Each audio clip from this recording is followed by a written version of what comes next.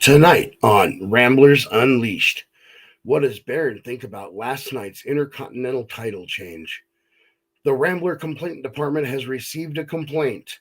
Unfortunately, it was about forgetting to unmute his mic on Kick. How does Max feel about filling in for Dizzy after his first week of doing so? All of this and more next on Ramblers Unleashed.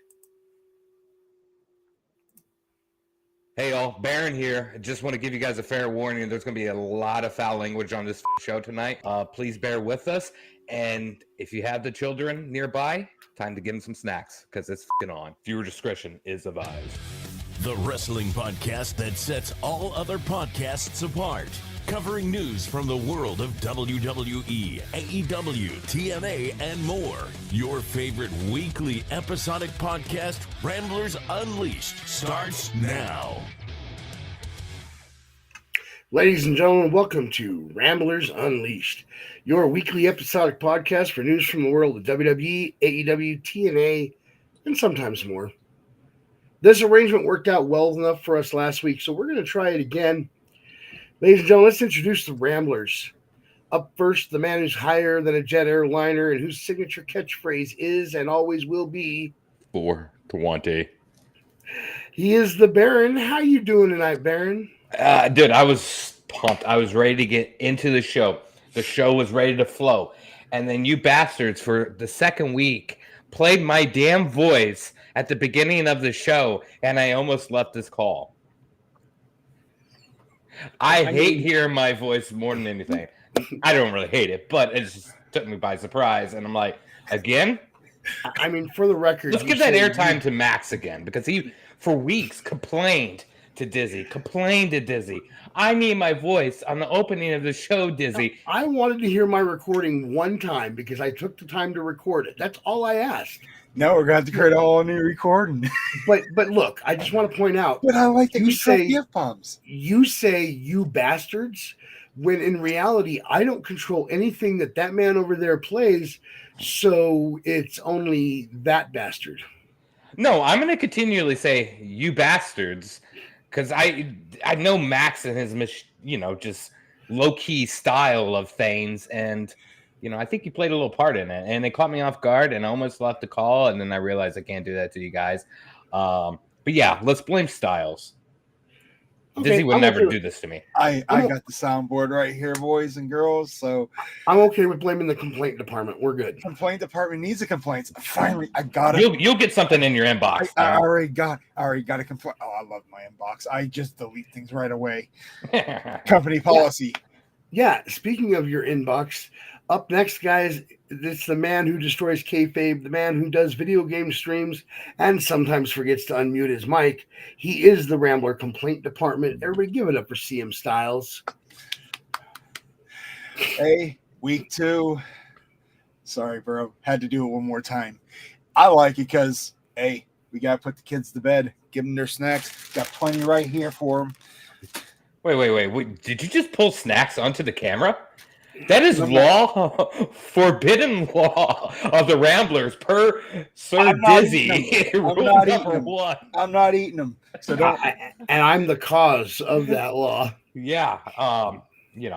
When you bring Golden Corral and you bring Subway onto the camera, that gets you, some.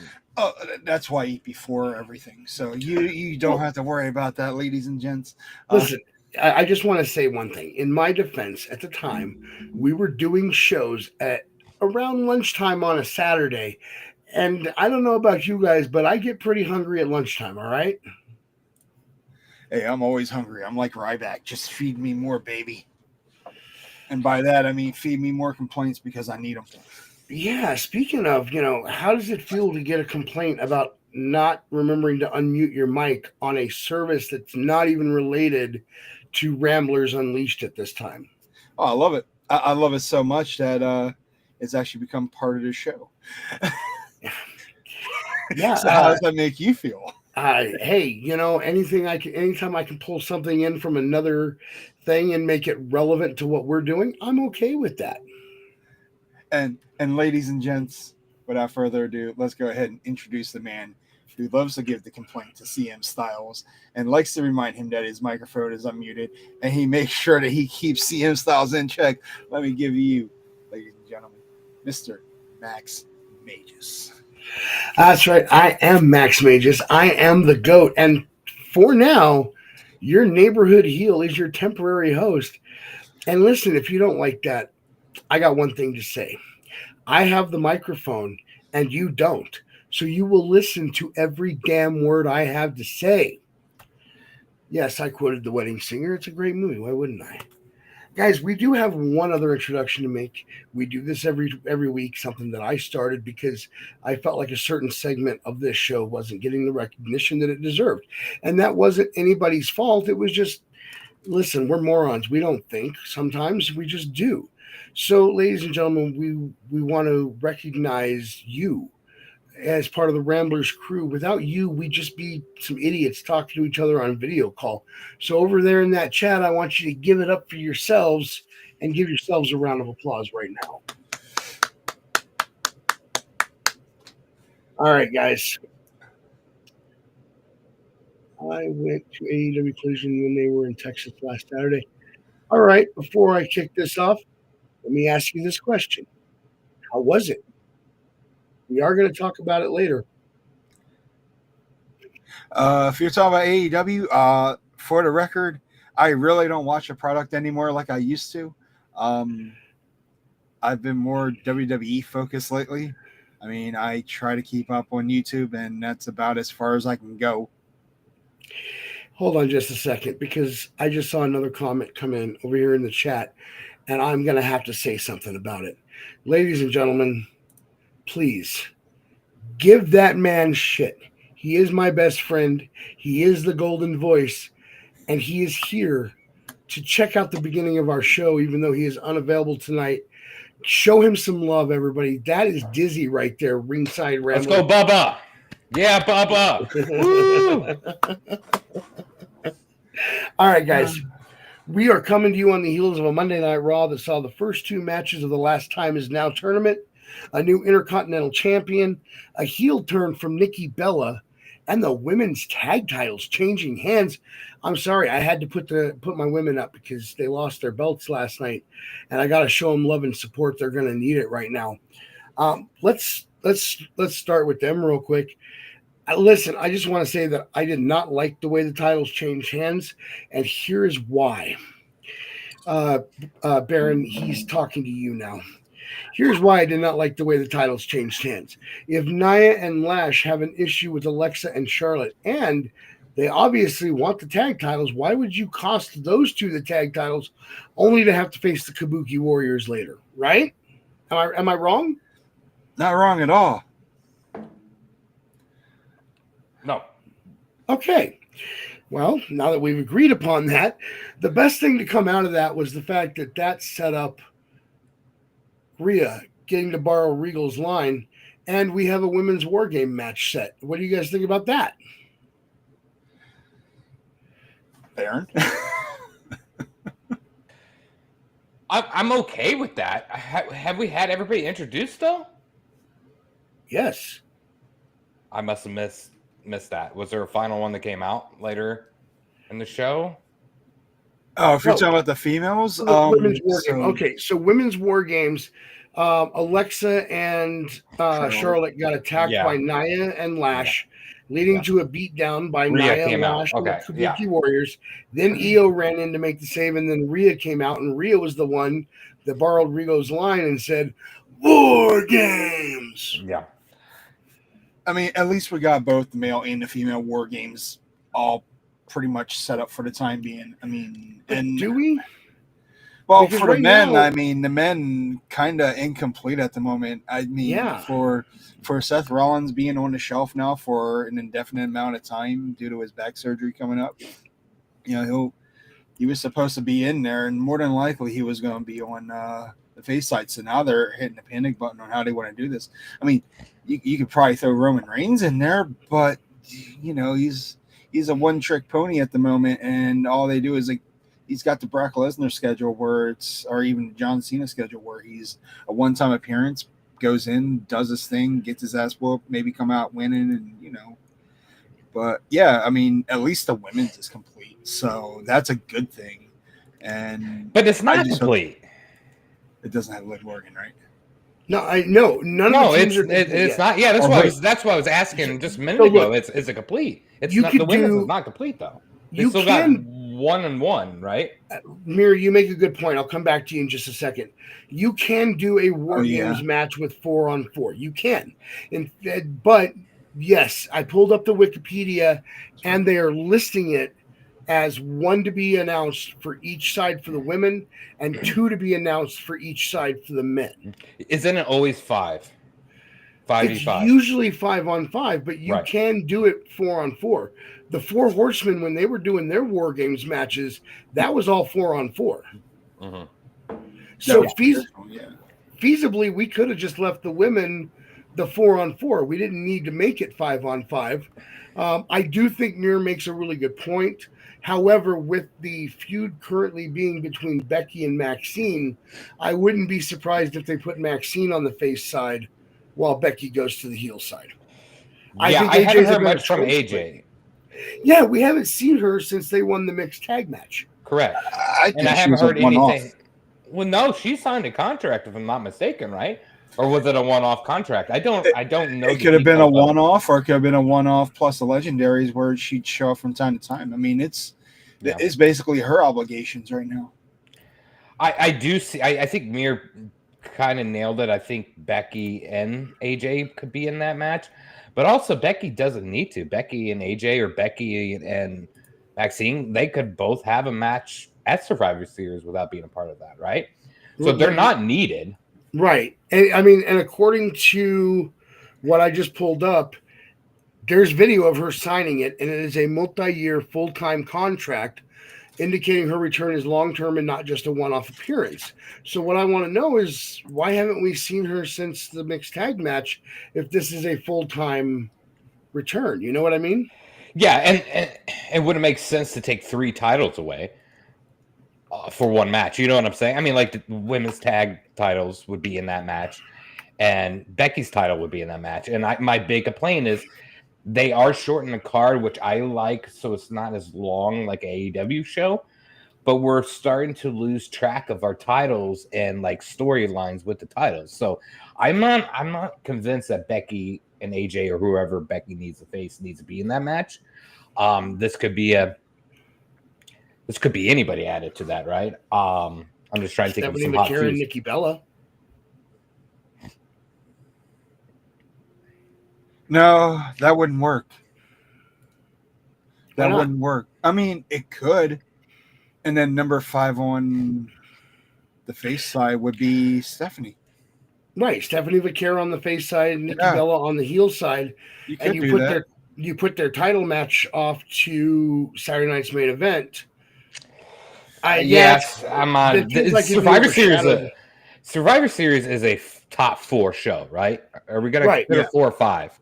But, This is but top 4. the problem is that they want to focus on the War Games now, which means they're not putting as much impact into everything else because they want the War Games to be the story coming out of Survivor Series now. Understandable, but with this lineup they currently have for the women's match, I'm gonna be brutally honest. I just don't give a shit. Like, this is not exciting to me in any way, shape, or form. I don't know. That match does not excite me whatsoever. I think War Games is fun. I also think it's just too much shit happening in a big cage, right? Like, I don't know. I'm not a huge fan of the War Games. People can stone me to death for that. I'm already stoned myself for that. But, like when I see Nia Jackson, Lash Legend, and, the Kabuki Warriors, like, that team does not excite me at all. It's always great to see Rhea and like Alexa and Charlotte. That's cool. And EO, of course, that's great. But like, to me, this match is just thrown together, right? I feel like we're having a lot of women or a lot of wrestlers with titles and not having title matches, which I'm not a huge fan of. Well, I mean, and the focus for Survivor Series is always at one time, and then it stopped for a while. And now they're trying to get back to it. Has been the tag team matches, the big everybody versus everybody tag team matches, and it used to be that's all the card was way back in the day. You would have maybe one singles match, but everything else was traditional Survivor Series matches. My only issue with this match, and I know this is probably an unpopular opinion, I'm not happy that they put Nia and Lash into this match. You had so many other women that made more sense to be in this match. In fact, you with that one open spot on the face side, you feasibly could put Natty in there, who I think that even though WWE hasn't used her much this year, deserves a match at one of the big 4 pay-per-views. Yeah, kind of, sort of. I don't know. Poor Natty. But yeah, I'm not too thrilled with this match. This seems to me like a thrown together match. Random tag team generator style. Yeah, I mean, Survivor Series was always the standard. What was it, 4v4, 5, whatever the case may be. So now, like, the War Games is kind of switching it up. That's cool, but like, this is a very thrown together match that stories have just literally progressed in the last 2 weeks. Right? Outside of Rhea. We all know WWE for rushing the product these days. Well, that's because they've oversaturated the market. If we didn't have a Saturday night main event at the beginning of November, we could have had proper build-ups for Survivor Series. And I'm not opposed to having Saturday night main event, but those were supposed to be limited. So the next one should have been next month when the John Cena the last time is that night was being held. But they threw another Saturday night main event in for some reason that wasn't on any of my schedules prior to a couple weeks ahead of time. Without that, we would have a proper build-up for Survivor Series. And unfortunately, we only have, 2 weeks left to build it? When is the show? When is November 29th? When is Saturday night main event? When is that? That is December 12th, I believe. Okay. I could be wrong. Yeah, so we got a little time. I mean... I'm not complaining about the December Saturday night's main event. I'm complaining about adding in the November one at the last minute. Oh, yeah. Yeah, I don't understand it. I think I said that on the show. And the weird thing is... complaints. That's what I do best, Mir. And the weird thing is, I've just pulled up... Wow.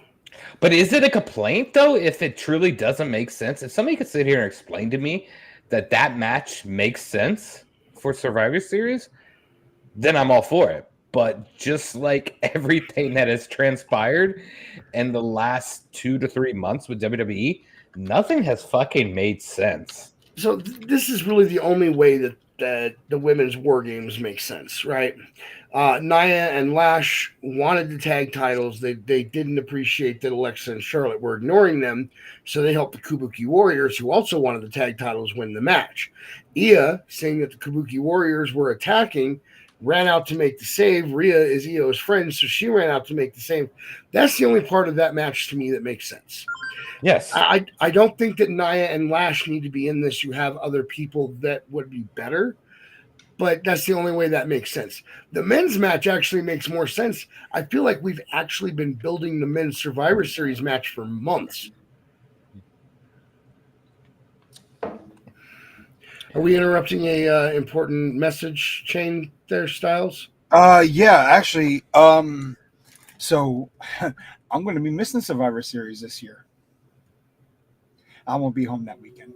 Yeah, that's sad. Anyway, what about Regal's I had appearance? to keep track of the date, and I realized I will be down in the South Carolinas. What about Regal's appearance? How did you guys feel about that? Because for me, I'm not going to lie, I kind of marked out a little bit. Oh, yeah. Anytime I see William Regal, that's great. When it comes to Regal, Regal is one of my favorites. I mean, I've loved them since, WCW. When was his last appearance with WWE before this? He was on NXT several weeks ago when they had the special episode. Trips came out. Sean came out. Yeah, okay. That's right. And Regal came out and said, "Gentlemen, there's only one way to resolve this: War Games." Yeah. And I loved it then, and I still loved it when he did it on Raw. I mean, they don't overdo it, so that's good. But Yeah. I will enjoy hearing him say War Games every single time he does it. Who do you guys think our other two men for the face and heels are going to be? I mean, that's a grab bag right there because you got a lot of people on the Raw roster. So let's see. Right now for team, we might as well just call it Team Cody. So we got Cody, we got Punk, we got Oos. We might see both Jimmy and Jay. I think we're going to see Jimmy and Jay paired together. That leaves us one open spot for the face side. I want to say Roman, but I really don't think it's going to happen. Roman already said he doesn't want to see the Usos until Christmas, so I'm not thinking he's going to be there. Baron, what are your thoughts? I think Roman. I really do think Roman is going to be part of that match, even though he said that. But I feel like he almost has to, right? I mean, who else do you have? I mean, exactly. That's what I'm saying. You know, you got Jay, and then like Jimmy Uso too. I think would be another great addition in that. Get the old bloodline versus the like the Vision here. I think there's only one other person besides Roman that I feel could elevate the face side properly, and Mir just said his name. Yeah. Oh yeah, I totally forgot about John Cena. Well. Fuck. But see, sorry, Mir. I'm gonna complain again because damn right I'm going to. That's 3 titles. Take notes. This is 3 titles taken away from the main show. We already knew that Cena was probably not, and Tieran's got a good point. We'll come back to that. We already knew Cena was probably not going to defend that Intercontinental title until he drops it at Saturday Night's Main Event. And we all know that that's probably going to be to the returning Gunther. Yes and no, but that still doesn't like we're shortening this card very, very short, right?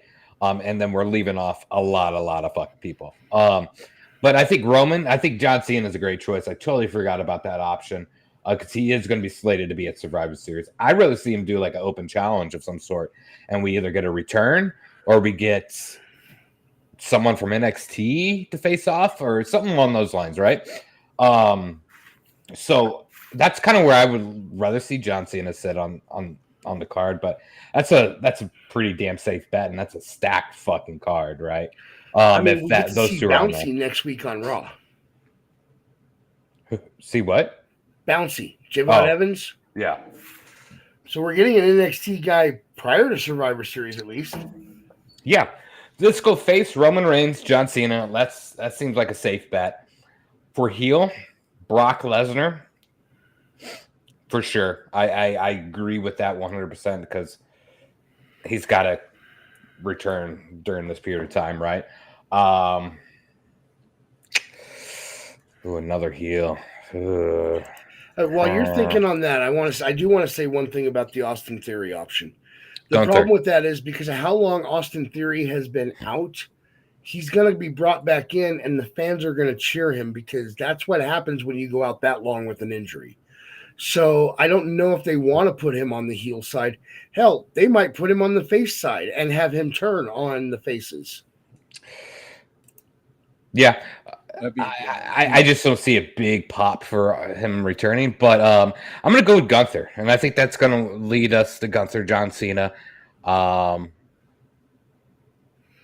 Brock and Gunther on the heel side? Yeah. Fucking give it to me. That's stacked. What you got, Stylez? I mean, when it comes to the heels, I mean, Brock definitely works. I mean, ever since what was the last show? What was that? No. What was that? The SummerSlam. It was Pearl or whatever the fucking. Yeah, because I know SummerSlam was Cena versus Cody, and Cody got the title back. And then after that, Cena ends up jobbing to Brock that following PLE. Was it Crown Royal, right? Was that Crown Royal? Oh yeah, maybe it was. And I'm pretty positive because that was a big payday. I think you're thinking Crown Jewel. Or Crown Jewel. Yeah, Crown Royal. Crown Royal is the alcohol. Oh, yeah. Whoops. You're going to need that to watch Crown Jewel anyway. So, but it was, I believe it was actually Clash in Paris. Or was it Clash in Paris? No, that was when he took on Logan Paul. Hold on, I'll tell you in a second.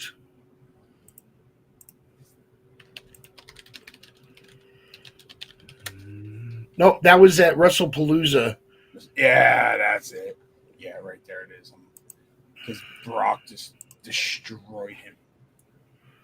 Yeah, you know what? I'm gonna say Brock and Gunther is a good call on this. That's definitely a very good possibility. We are going to talk extensively about the tournament here soon, so we're not going to get into that right now. I do want to bring up one more thing before I read our first article, and that's going to lead into that first article, and that is Nikki Bella's heel turn on Steph Vaquer last night. By the way, I do love the way Wade Barrett says her last name, Vaquer. Stylez, you seemed really excited about this. You've been talking about it nonstop today. I mean, are we not surprised that Nikki was going to turn? It's pretty clear that she got close just so she can get closer to that title. Nikki Bella is probably one of the most disliked active, let alone inactive females on the roster. I mean, yeah, she has the looks, but boy, she can bring the heat. She is basically the modern day Eva Marie. You did that on purpose. I think this is a good time to point out that we do have Baron's Buzzkill coming up later in the show. Oh, crap. But I'm talking about dislike people, but still, she brought the heat. And if you were paying attention to the crowd, one of the things she said, or one of the things the fan said was, "This is why Cena left you," or some shit like that last night. And I'm thinking to myself, oh boy, she is hated by the fans. But you know what? She's doing her job. I don't know if it's fan heat or nuclear heat.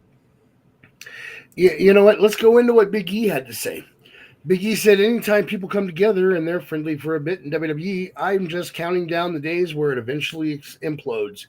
This story comes to us from Fightful. Big E comments on Nikki Bella's heel turn on the November 10th edition of WWE Raw.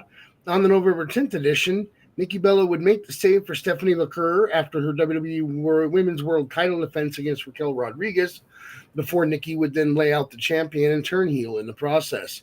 While speaking on the Raw Recap podcast, Big E was asked about Nikki Bella's heel turn. Look, it's dastardly, it's low, but I love this for Nikki, I do. Her giving her flowers to this current generation, it's beautiful to see, but I don't want to see a Nikki Bella who is just bigging up the younger folks and saying, oh, you're doing a great job, and I'm here to be your friend. I'm here to see a Nikki Bella who is going after world titles. I want to see a Nikki Bella who is ruthless. That's the Nikki that we came to know and love. That's the Nikki from a decade ago that was on top, was someone who was going to do whatever it took to be at the top of the industry. So this version of her, I'm excited to see. I thought there was a chance once we saw this pairing that's the problem with friendships in the WWE. Anytime people come together and they're friendly for a bit, I'm just counting down the days where it eventually implodes. You mean like New Day? Now, look, it took 10 years for our friendships to implode in the New Day. Hey, there it is. But eventually it happens, and I think this is a great trajectory for Nikki. I'm excited to see kind of what unfolds for her, a more ruthless, a more focused, a more, hey, I'm willing to do whatever it takes to get that title version of Nikki. Elsewhere in the same interview, Big E spoke about who he would like to see round out the field of the Women's War Games match. And you know what? I want to know who he wants to see. That leaves a spot on both sides. He would love to see Bianca Belair and Julia feature in this year's bout. In my experience, yes, friendships in pro wrestling typically do seem to implode in the ring, Baron. You like how I timed that? Yeah, you did. You definitely did. You timed that really well. It definitely does. I used to be a server. God, let me get it down, a little bit first before the heartburn comes out of nowhere. I agree. Which of you turns on the other first, Max or Baron?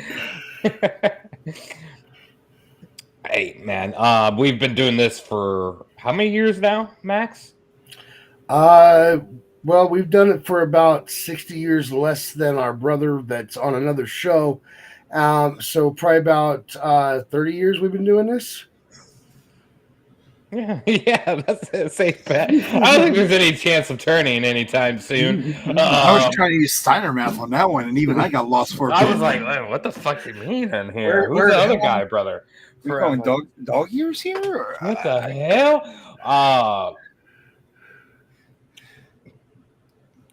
I'm gonna be honest. This match should be a fucking squash match. Stephanie Vaquer should throw her into the crowd, and the match should be over with. This is not even a competitive match, nor a match that I ever seen happening. Yeah, I'm not invested, but I love Stephanie, so let's get at it. I mean, look, I didn't know it was going to be Stephanie that she was going to face for the title, but when she came back, she made it clear that she is here to go after a belt again. She wants to be champion again. So I knew at some point she was going to go for the title. When they started her working with Stephanie, I had my suspicions that this would lead to them having a match, and the best way to do that with either of the Bellas and taking on somebody like Stephanie Vaquer is to turn her heel. Stylez? Oh, absolutely. Nikki's got that history of, being a better heel than a face. Look at the feud between her and her sister Brie. I mean, I wish she would have died in the womb. That was more than enough for me to say, you know what? She was born to be the best female heel out there. I don't care if people like her or not. I, for one, am not one of her biggest fans at all. But I will say, when it comes to cutting a promo, she can cut a good promo. But of course, when it comes to kickbacks on her, all you got to do is use a John Cena line on her, and that shuts her out completely. Don't believe me? Ask Becky Lynch. But yeah, I mean, when it comes to Stephanie, I mean, I hope I'm with Baron went on this one. Throw her out of the ring and count to 10 quick, because I will not be entertained by this match at all. I mean, the only thing I really want to see is that ass bump. What is it? The devil's kiss or whatever? Yeah. Okay, Booker, settle down. Yeah. Yeah. Booker Styles, CMT. You know who would have been a really good feud would have been Nikki Bella and Chelsea Green. Oh, that would have been fun too. And I do have a story about Chelsea coming up. I love Chelsea. Okay, we love that. But I think that would have been entertaining, as Nikki is just your face and Chelsea is your typical go-away heel type of ordeal, I think that would have been a lot of fun. And that could have been for a title as well, right? Yeah. That would have... Listen, Chelsea is one of the most entertaining people in the business today. Mm-hmm. She can take anything you give her and make it worth sitting through. That's just my personal opinion. She is that talented. And I won't lie, I do love watching Matt Cardona's posts about her that set her off going, Matthew. Yeah. Speaking of posts, did you recently see the video and then the tweets between Chelsea and Matt? Please tell me. Well, yes, there was the video, and then there was the new video that we will get to here in a few minutes. Okay. But up next, I want to talk about one of the best heels on the roster today. I got two stories about him. Up first, I don't know if you guys saw, but WWE.com put out a video earlier today. I believe I saw it on their Facebook page. This story does come to us from Fightful, even though I am also talking from what I saw on Facebook. Dominic Mysterio, I was cheated out there by my so-called boss, Triple H. Dominic Mysterio reacts to losing his WWE Intercontinental Championship. On November 10th, on Monday Night Raw, show opened with Cena cutting a promo in Boston at the TD Garden.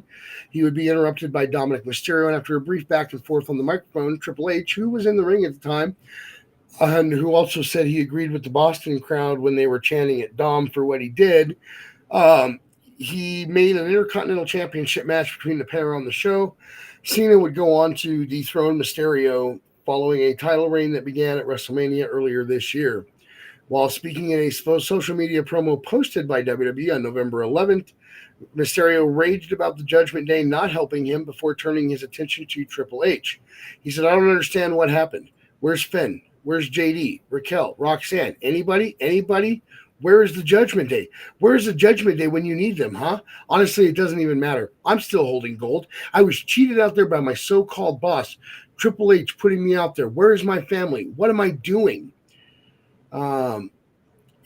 So you can say what you will about Dominic Mysterio, but I think even that video shows that he's one of the best heels out there, Stylez. Oh, absolutely. I mean, when it comes to Dirty Dom, I mean, he's come a very, very, very long way since the pandemic era of wrestling. You know, when he was out there teaming with his dad, and then down the road, he ends up joining. What was it? He just ends up turning on his dad. It was him, Edge, and Ray working that 6-man tag. I forget what pay-per-view that was. It was after the pandemic, as a matter of fact, because he ends up low blowing him right in the middle of the ring. And by that I mean Edge, not Ray. But he did go after his dad right after, and that built in, almost a year-long feud going into Mania. And I thought to myself, I was curious how Dom was going to carry this out, how he's going to pan this whole thing, how the WWE is going to work the creative role with him. It kind of looked like they went a little freestyle with him, so that way he had a little bit more creative control of the character. The fact that they're giving him an Eddie Guerrero style gimmick makes this all but better, because he lies, he cheats, he steals, and his dad is Eddie Guerrero. I mean, last week he even told Ray, when you say my father's name, you say it with respect, right, Baron? He did. I can't give Dom enough credit. I think he's got to be the top 5 on that roster currently.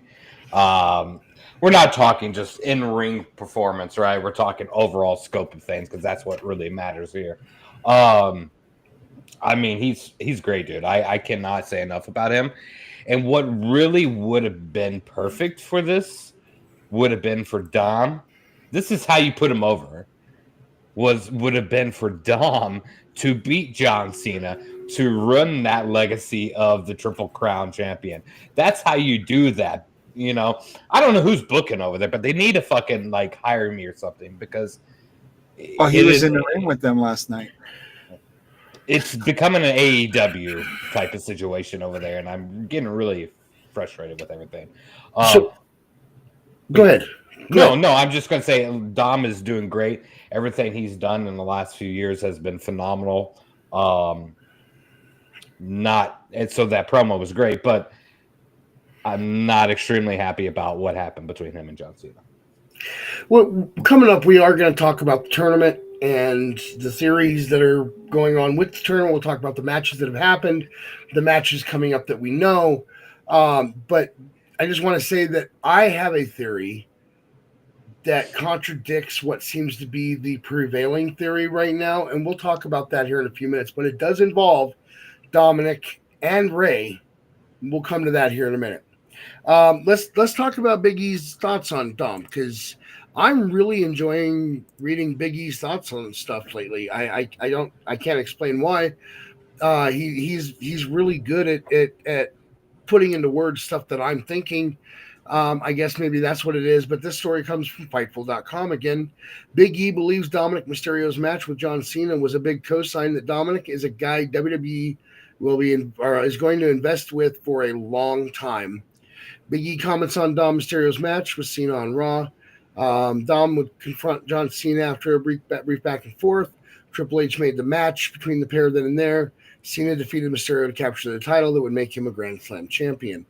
While speaking on the Raw Recap podcast, Big E highlighted Dominic Mysterio's match with Cena, noting that he feels like it was a co-sign moment on Dominic's future with the company.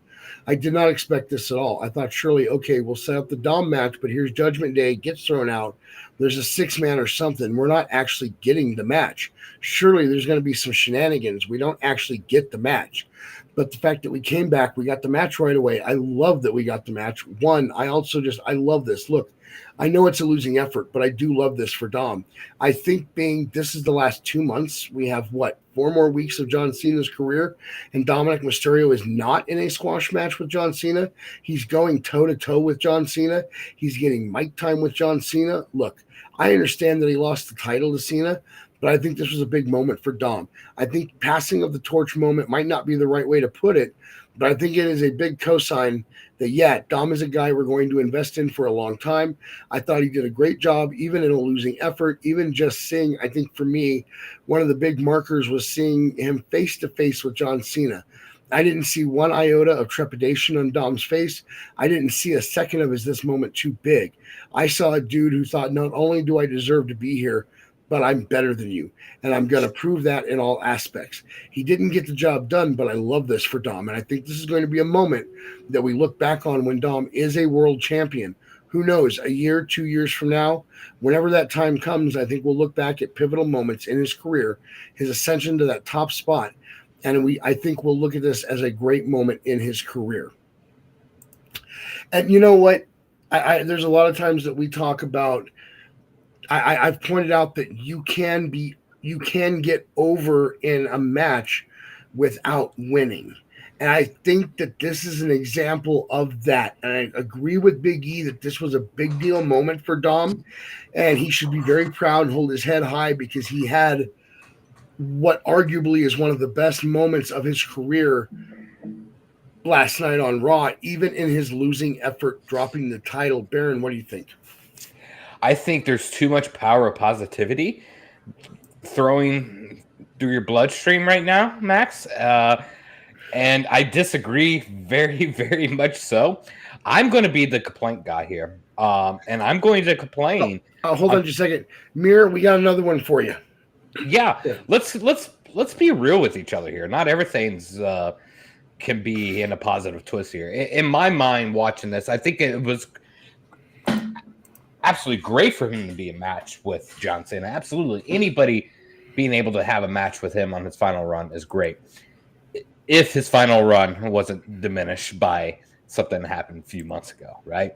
To me, this entire run doesn't make any sense to me anymore. It's great that he got that triple crown, but all we're doing now is padding stats instead of putting people over, right? I don't think he put Dom over in any way, at least from what I've seen. He went out, beat Dom, took the IC title that Dom has been carrying for 2 promotions, AAA as well as WWE. To me, it's a step backwards, especially if that title doesn't come back to Dom.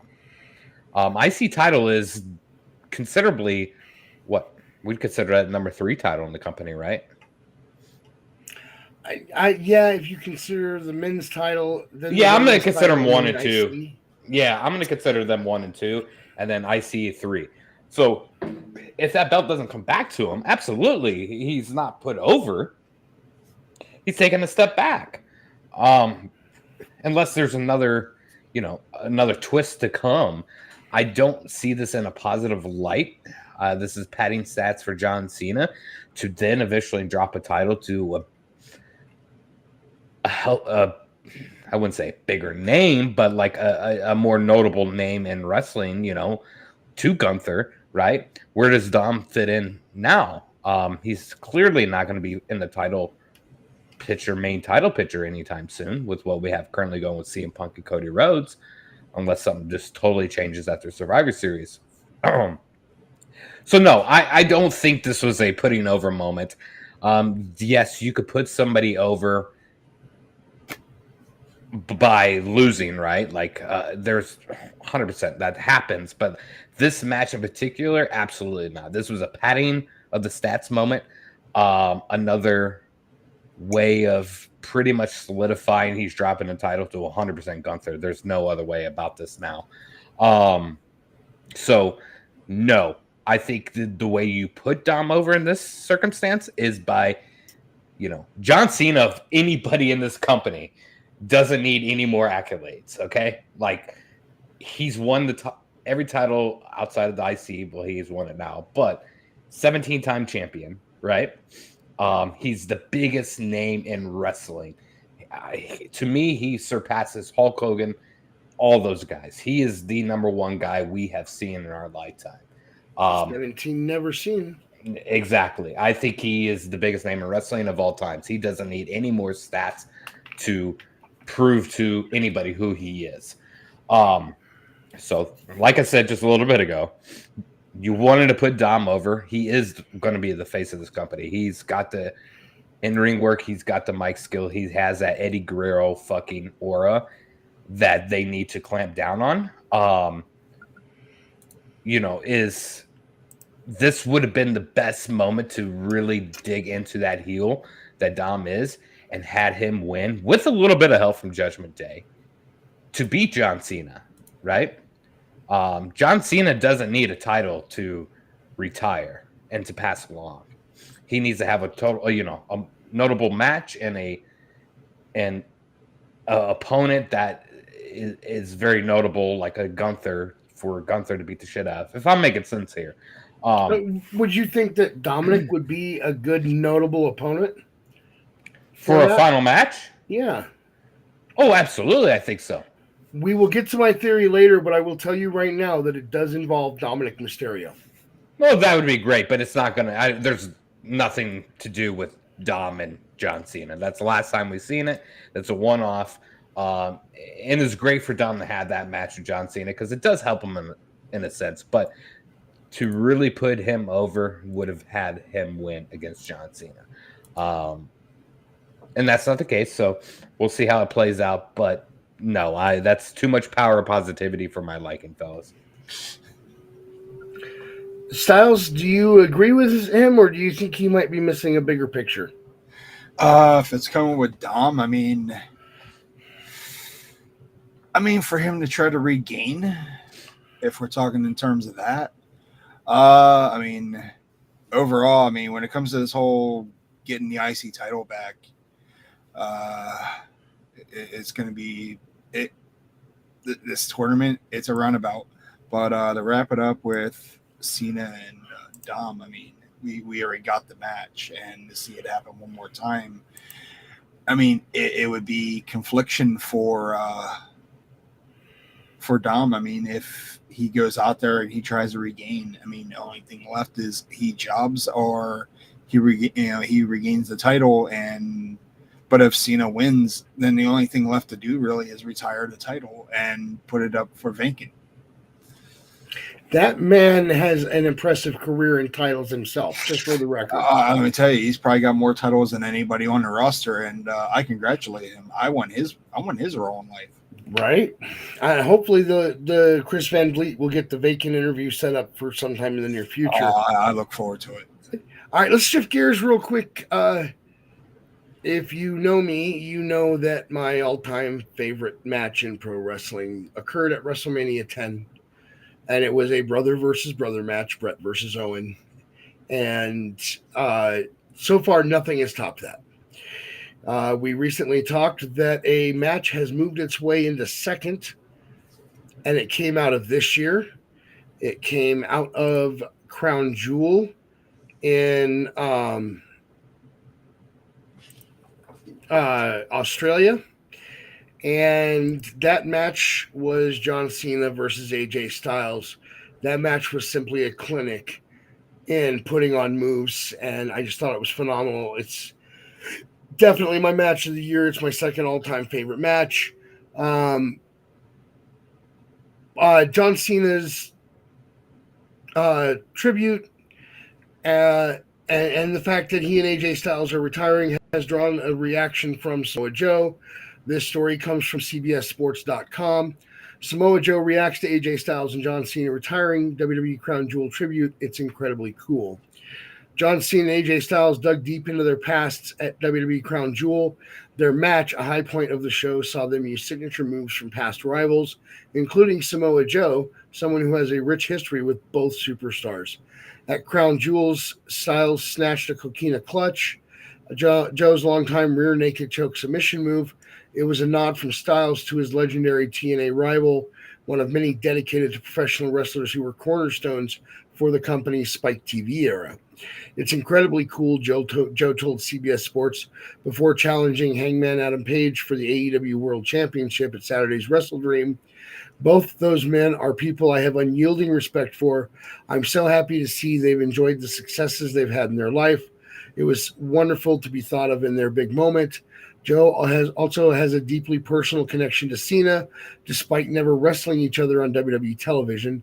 They started wrestling around the same time, training and performing in the now defunct California-based Ultimate Pro Wrestling promotion. Joe recounted how Cena and Frankie Kazarian once cleaned out his father's fridge, each consuming 6 pounds of chicken breasts in an impromptu eating challenge. Cena versus Stylez, their fifth and final encounter, was a memorable stop on Cena's ongoing retirement tour. The 17-time world champion will retire at WWE Saturday Night's main event on December 13th. Stylez recently confirmed that he'd retire from in-ring competition next year, while Joe, who confirmed he'd likely retire whenever his current AEW deal expires, sympathizes with fans who are sad to see the legends go. He's happy that his longtime friends are winding down. AJ is one of the few wrestlers who changed the face of wrestling. He's definitely the prototype of an ideal wrestler and expanded that category, Joe said. Much like John, both had fantastic careers. I know for many fans it's sad to see them go, and I can obviously see why. They've been such a big part of the industry for so long. For me, it's a bit of a different perspective. I'm super happy for them both.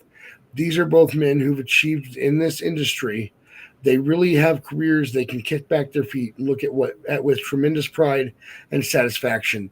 I'm always happy to see people enter that phase of their life in a healthy manner with great future prospects of other things on the horizon. And I mean, everything down to the intro that Cena wrote for AJ, the tributes to all the past registered wrestlers.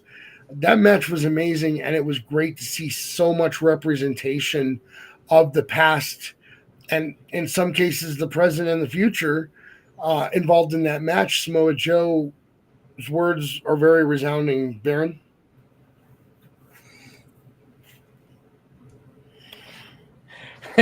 Yeah, no, I agree. I love Samoa Joe.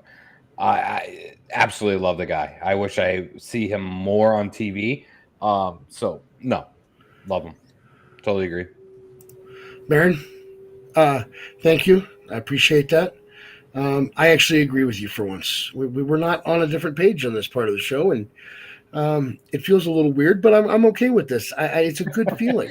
We should always be on the same page. What do you mean, Max? I mean, you disagreed with me about Dom Mysterio. Oh, that's a fucking hot topic. I can't wait for you to dive in so I can fucking slander your opinion. Obviously not slander because everybody's opinion matters here. Yeah, we'll get there. In fact, we're coming up on that here momentarily. Stylez, what are your thoughts on Samoa Joe's thoughts? I mean, I'm going to agree with you guys. And of course, this guy, him, AJ, even like you said, even with the involvement in Cena, even though Samoa has never, Joe has never had a match with Cena, they all have a common connection. These guys have been in this business for over 20, as a matter of fact, about almost 25 years total. AJ is probably the first one because he's the one that started out in WCW with Air Styles. If you remember Air Paris, that was his tag team partner. Yes, I remember that. I was watching that when I was in my barracks down in Pensacola, Florida, when WCW was slowly going out of business. And that was the beginning of AJ's career.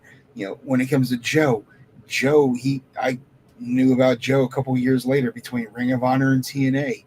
And then John Cena, Ready to Rumble. How many people remember him in the background? He was one of the props for the workout. He was a background guy, right? Watch Ready to Rumble. So these guys, the prototype, I called him out. The prototype. These three have given blood, sweat, and tears for everything, and everything Joe says is completely on spot.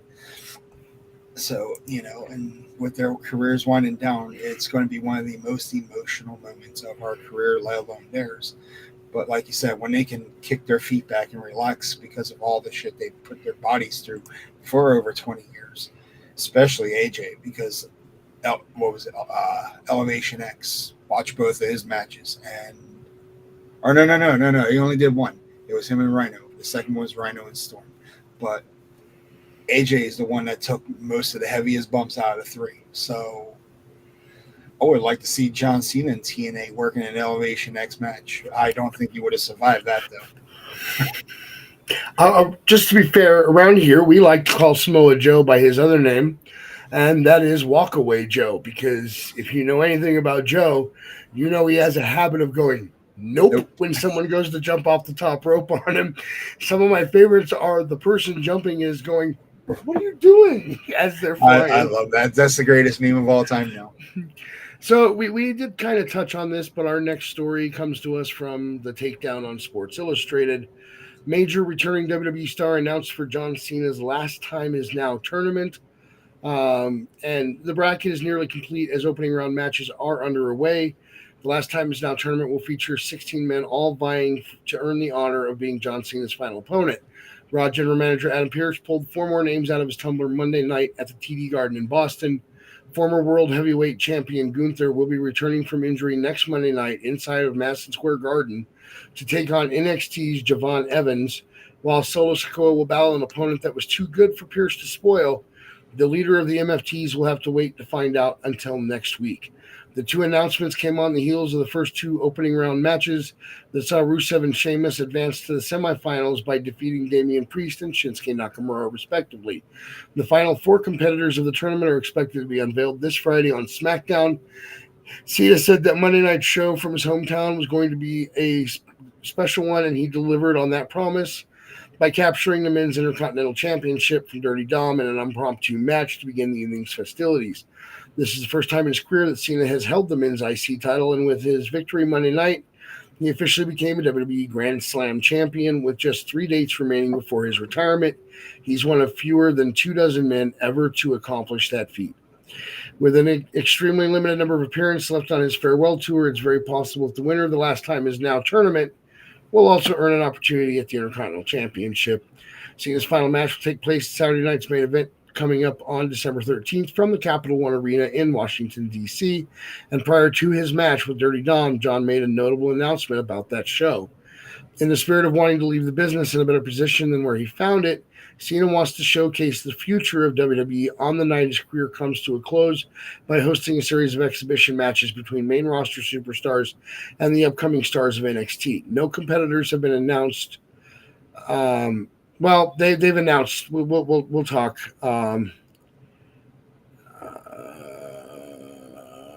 Maybe this is a different thing.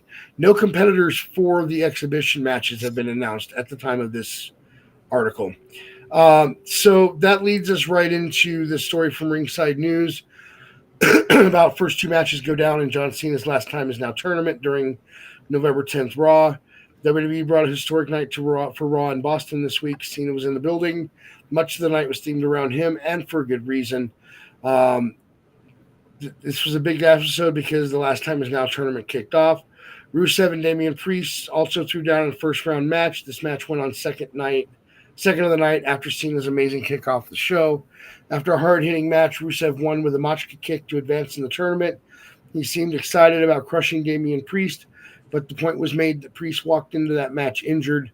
I don't know what's going on with his eye. It was something that happened on SmackDown, but apparently Aleister Black injured it, which is weird because wasn't that Aleister Black's injury that he took before he left WWE but carried over in AEW? Yeah, it was the right eye, if I recall. Yeah. So, and apparently Damian Priest's right eye was injured going into the match. He said he was seeing fine, but the doctors were convinced he still had some blurry vision. Shinsuke and Sheamus tore each other apart. This was the start of the tournament to determine who will face Cena. So neither of them backed down. The 2 wrestled to a commercial break. Fans of Boston were all for the action. Sheamus was able to pull off his greatest hits, but so did Shinsuke. In the end, Celtic Warrior won the match after nailing a bro kick out of nowhere. This tournament is even more interesting now, especially since Cena won the IC Championship. So this is sort of a number one contender tournament for the IC Championship, if he can keep it until December 13th. So here's where we're at. I have the brackets pulled up right now. These are the matches as they were announced. We'll just remember that we advanced Rusev and Sheamus already, which I think I predicted that Rusev and Sheamus would end up facing each other right after they got announced. So we had Rusev and Damian Priest, Shinsuke and Sheamus, The Miz versus Jey Uso, LA Knight versus TBA, which is taking place. Those two matches are this Friday.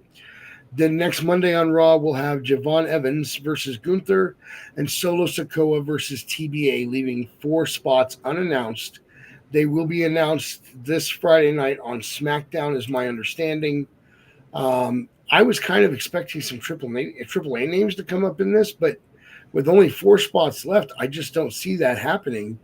My first question, though, is, Stylez, what do you think of the fact that Sheamus and Rusev are going to go to battle one more time? I mean, these two, they're basically brothers. If I recall, they were also in that faction together for a while. So, I mean, I think we're putting this guy to sleep with these two going, brawling one more time. I mean, there's a reason I asked your opinion. I know Baron's. I do complain a lot, but I feel like it's rightfully so. I have watched wrestling for it's literally 30 fucking years at my life, okay? And that's not even exaggerating. It's been 30 years, and I'm sure you guys above, maybe even longer. But, you love that? Sorry, boys, love you, but I had to throw it out there. You know when a company doesn't know what to do with someone, right? Yeah. And you throw someone into a match over and over and over and over and over. And I feel like we get that with Sheamus and Rusev all the time. It makes sense. It does make sense. They put on great matches, don't get me wrong. I really do enjoy their matches. They just don't know how to book them against anybody else. As JR would say, they're slobber knockers, right? Yeah. Slobber knockers and rubber bands. They have banger after banger. Banger after banger. But that's all they are. Right. What about I appreciate them. Burger? We just need something more out of it, right? That's just my only complaint there. Well, didn't they do that like Irish Brawl on the overseas tour? Yeah, I think so. And but look, that was all fucked up. Here's my thing. All right. I knew as soon as they announced that Sheamus and Rusev were in this, that they were going to put them in a match again. I wasn't all for that. They, like you said, they put on great matches, but do we need to see it again as part of the tournament? We could put them in a match against each other down the road somewhere. It'll be fine. That doesn't need to happen for this tournament. I would have rather seen Damian and Shinsuke advance, and maybe it be because Sheamus and Rusev pulled each other out of the tournament. That would have worked for me too.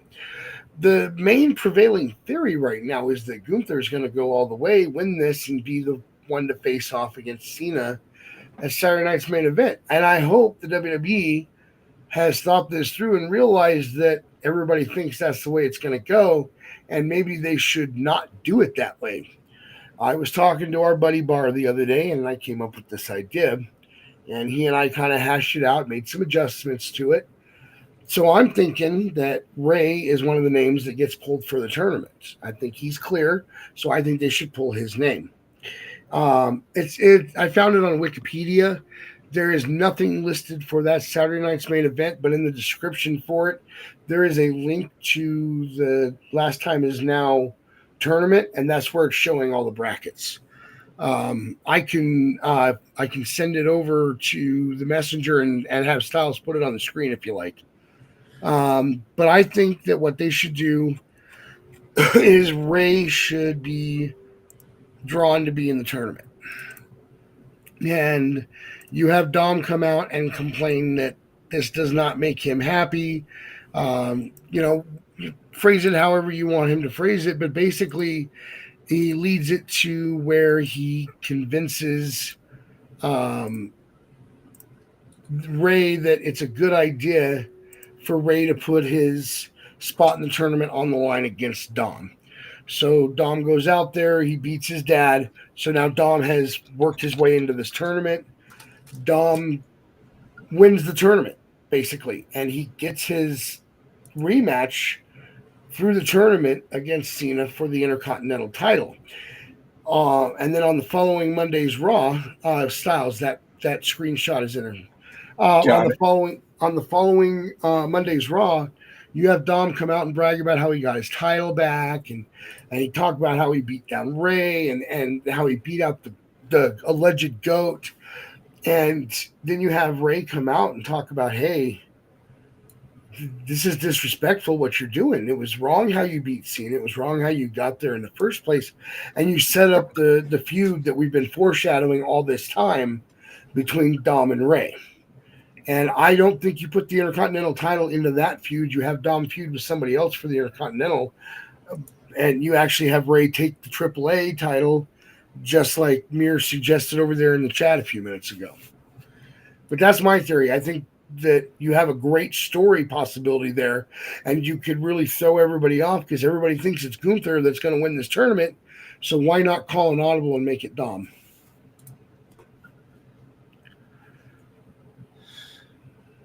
Thoughts? Am I the only one that thinks that's a fun idea? Oh, I think it's a fun idea. You're just pointing that fun idea at the wrong company. How is that the wrong company? They're the ones booking the Last Time Is Now tournament. Yeah, but we beat Dom. It's over. There's no Dom or John Cena involvement, or even Rey Mysterio. Like, it's done. I know you think that, but I think that you're building a great story if you put Dom into the tournament that way and have him win. I think that would, that's a phenomenal story, and that's why you should be a booker, Max, because you could book some unpredictable things. However, we're in a point of juncture that, like, Brock Lesnar beat John Cena out in like fucking 15 seconds. You know, I would love for that to happen. I think Gunther's just the safe bet at this point. And, you know, like, when you forecast to say who could take John Cena's spot, right? That's what they're kind of doing. That's what they're having to engage. Because currently, who could take John Cena's spot? I mean, can you name one wrestler? That's too tough to call because there's really no one to fill in his boots or shoes. I feel like the problem is that for most people, we're too early in their careers, and for a few of the others, as good as they are and as big of a presence as they are, I feel like we're too late in their careers to turn them into the next John Cena. You're going to have to find somebody that has that presence, somebody that can dominate. And Dom, it could be a good choice. He's one of the ones I consider too early in his career, but I think Dom could be a good choice. Gunther he's also a possibility. But if you look over the brackets we have so far, I mean, LA Knight could be a possibility, but I just don't think he's great. He's amazing in the ring. He's great on the mic. I just don't think he has quite the level of presence that he would need to pull this off. You know what I mean? Do you think that's a him problem, or is that the company's problem? Because I believe he has all things. I'm going to go ahead and say the company. I do too on him. I agree. I think the reason I say company is because they're going to look at how old this guy is. Yeah, he has charisma. He can cut a good promo. I mean, he might slip up here and there, but in the end, they're going to go off of his age. Yeah. But if that's the case, that would be biased against him because he and Cena are pretty much nearing up around the same age gap. Well, and my thing with it is I feel like the WWE has been afraid to pull the trigger on LA Knight. Partially because of the age thing. I agree with that. I don't think Vince really liked him. And I think that with the current regime, I think part of the problem is they're thinking maybe it's too late to pull the trigger. We just use him as a filler. And I think that's a mistake. Yeah. I think you're squandering one of the best talents you have on the roster. He's over. I mean, but it's not like we haven't seen it before. We squandered Cross, and now Cross is gone. I mean, how many times have we seen over the years the WWE squandered somebody because they were Shinsuke's another amazing example of that. I mean, I love Shinsuke. I was so excited when they announced him coming to the WWE years ago, and then the WWE never really properly used him the way they should have. You know what I mean? And I think, and I'm glad you said that, because one of the things with Shinsuke is, he came from New Japan, so he worked that strong style. Even in ROH, he used his strong style. He kind of alternated his moveset around a bit in ROH, but when it comes to WWE, the biggest problem with the WWE is the work style. It's not like Japan. It's not like AEW. It's not like TNA. It's not like ROH. It's not like any of these other companies. But half of the time when you look at the company, how they're doing things, it's more slower paced in some matches.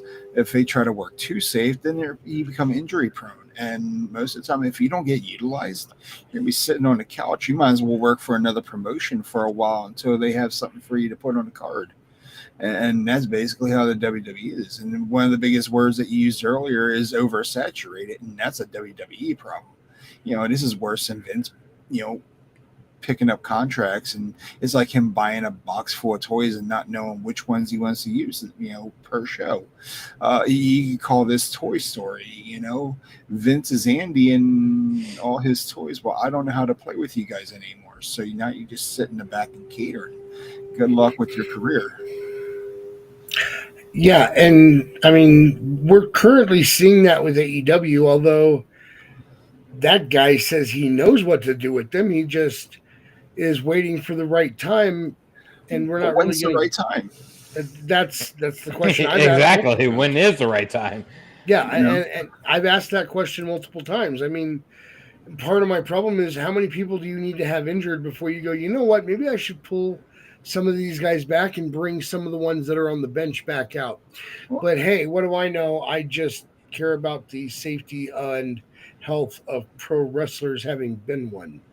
If there's anyone that I have major concerns for, it's basically the human stuntman over there, and that's Darby. I'm going to tell you that right there, something's going to go seriously wrong with him in his career, and he's going to end up in a wheelchair or worse. I think we're almost there. This is a guy that got hit by a bus and only delayed his climb of Mount Everest briefly, which he actually completed. Which he did. Impressive. I'm all for that. But I'm sorry. I love Darby Allin, but I think he takes far too many risks. Yeah, and sooner or later, that one risk is gonna, it's gonna put an end to his career or even his life. And just imagine if it happens at WWE ring, or an AEW ring, not WWE. This would be worse than Over the Edge when Owen Hart was gone down and literally bashes his face in the corner. Rest in peace, Owen. We miss you so much. But let me tell you, when it comes to Darby, he's basically the Mick Foley of AEW, and it's worse than that because, at least we know Mick was he knew where his spots were being called. This right here for Darby, I think that's 100% random. Oh, yeah. He calls that shit on the fly. You're going to kill me right on this spot, and I'm going to sell it so well that people are going to be afraid. Well, yeah, we're going to be afraid because the shit's beyond real. Look, and I'm going to bring this up here very soon, but injuries are way too frequent these days. Injuries in this business have always been prevalent and noticeable, but it's becoming a bigger problem now. And we're going to discuss that in depth here very soon. Probably not tonight, but very soon. I actually want to move on to something a little more fun real quick.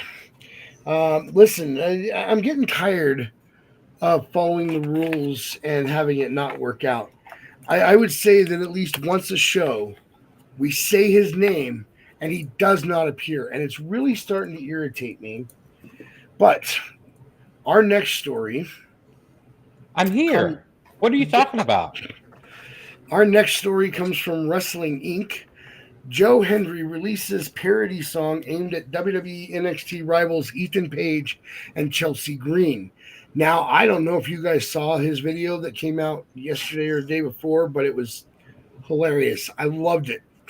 Last week's WWE NXT concluded with Ethan Page and Chelsea Green celebrating their recent AAA World Mixed Tag Team Championship victory. That is, until they were interrupted by Joe Hendry and Thea Hale. Following up on that closing segment, Hendry released a new song accompanied by a music video parodying Don McLean's American Pie over clips of Hale throwing pie in the faces of the two heels. Just 1 week ago, I can still remember when Ethan had to eat some pie, the song begins. And I'm sorry if I made you hurt. I'm just trying to give you free dessert, so maybe you be happy for a while. The song goes on to proclaim that Hendry and Hale will win the mixed tag title from Page and Green, along with Hendry cracking jokes at the expense of Green's husband, Matt Cardona. Now, if you guys have watched the videos that Hendry has put out with the songs and whatnot, this is not the first time that he has made fun of Matt Cardona and Chelsea Green. This has been a prevalent theme in his videos. Hendry, who seems to be in the midst of a transition from TNA to WWE, has a history of incorporating music into his wrestling character. His popularity exploded last year when his self-recorded TNA entrance music went viral, leading to WWE making heavy use of Hendry as part of the working agreement between the two companies. The title match pitting Hendry and Hale against Page and Green is scheduled for next week's Gold Rush edition of NXT. Rather than the usual WWE Performance Center locale, the show will take place at Madison Square Garden in New York City. The two-part Gold Rush will also feature a title defense from NXT Women's North American Champion Blake Monroe, the finals of the WWE Women's Speed Championship tournament, and a triple threat for the TNA Knockouts World Championship. Guys, I know that I know that Baron's not as big on Joe Hendry as the rest of us, but I'm sorry. The guy entertains me, and that's where I stand. Stylez? All right, so the minute you said about his theme going viral, I'll put it this way. Everywhere I went, Hershey and Wildwood, not even Tokyo, everywhere I went, I heard his theme song. Someone was humming it or singing the lyrics to it. I was in the changing room at a water park over in Hershey. I was on the boardwalk and someone was playing this song, and I'm like, this guy, this is 2024, and I'm thinking to myself, who the hell is this Joe Hendry guy? I was like, everyone keeps saying I believe in Joe Hendry. I was like, who the hell is Joe Hendry? You know, I stepped away from wrestling for a very long time, and when I went on YouTube and looked up the Joe Hendry theme, and I was like, it's weird at first, and then it's catchy. And then it goes from catchy to absolute wildfire. It is super viral. And the thing is, it's his own creation. If you saw the CVV interview, he talked about this song is a reverse engineer.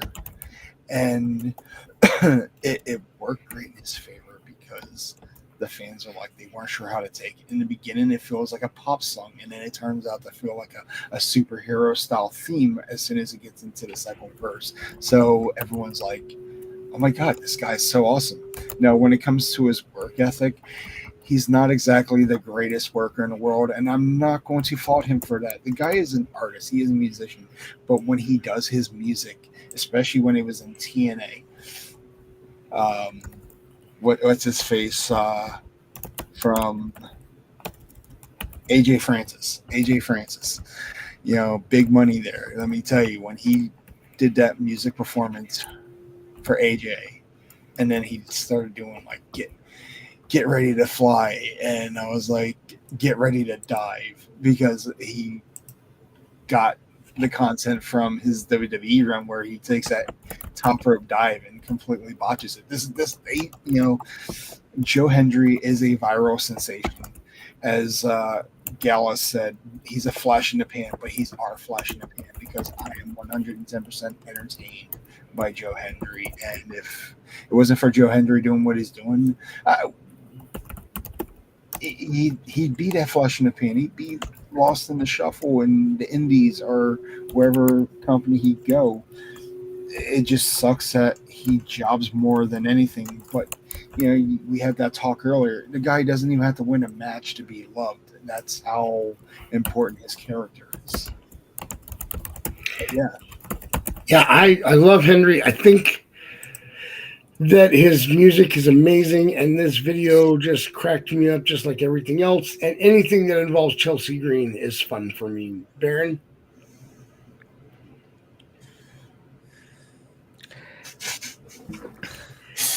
He can't got his tongue. I love Joe Hendry. He's fantastic.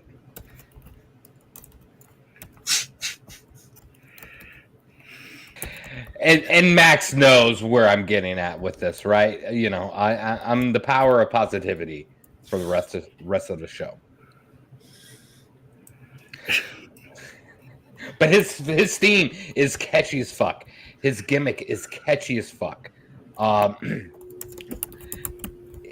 If it was to me and I was booking things properly, it would be Joe Hendry and John Cena. That's who John Cena puts over. That would be fun for me too. That makes sense, and that is something that I could see being huge. But wrestling fans really get caught up on those catchy themes, and I love them just as much as the next person. But it doesn't generate the money at the end of the day. I don't know. Jey Uso's prime example. I mean, like, obviously it generates some money, but you start to lose interest over time. Hendry's not out there eating all the time. Right. But now, since we got on this, my question to both of you, who would you like to see Joe Hendry face if he's on that bracket? And I can only think of one person. Okay. LA Knight. And he could be the TBA for LA Knight. We don't know who LA Knight's facing. It'd be nice because those two have history and impact. And if he brought back the viral video he made for LA Knight, or should I say Eli Drake, you would understand why. The whole He-Man, the whole cosplay of what he did back before he got into wrestling. That right there is what would spark a small feud with these two. Even if neither of these men get to face John Cena, at least we know Hendry gets to face LA Knight once again, except in the WWE banner.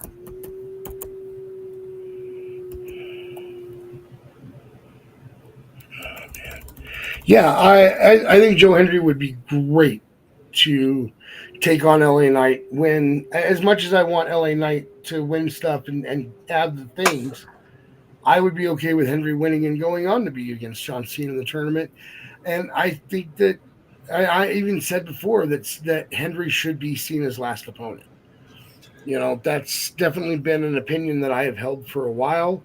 I just didn't see any chance of it happening, especially with Hendry involved in the mixed tag match. So up next, another story involving Chelsea Green, because, hey, what can I say? This one comes from Fightful.com.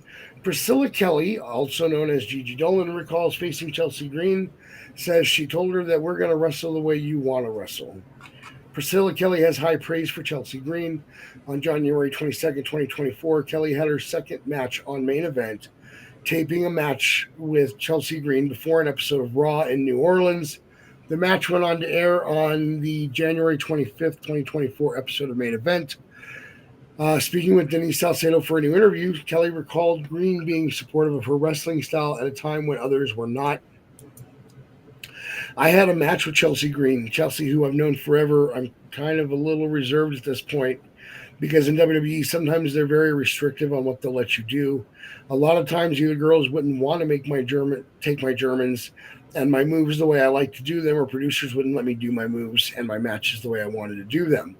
So when I went up and had the match with Chelsea, Chelsea was like, "No, I know how you wrestle. You're going to be Priscilla Kelly today, and we're going to go out there and have a good match. We're going to wrestle the way you wrestle." She just gave me one of my more fun matches in my time in WWE because it felt like I could relax. It felt like I could be myself. I could wrestle my style. She's just so amazing to work with, and she makes you look like $1 million when you're out there. She's fun, and she's really the breath of fresh air I needed. I feel like after that, that's when I started to feel like, okay, I know who I am again. I'm feeling great. I talk about it all the time. Chelsea can make anything look good no matter. She had a gimmick where she had to deal with garbage one night, and she even made that entertaining. Baron, what do you think? Yeah, Chelsea is fantastic. I love everything she does. Um,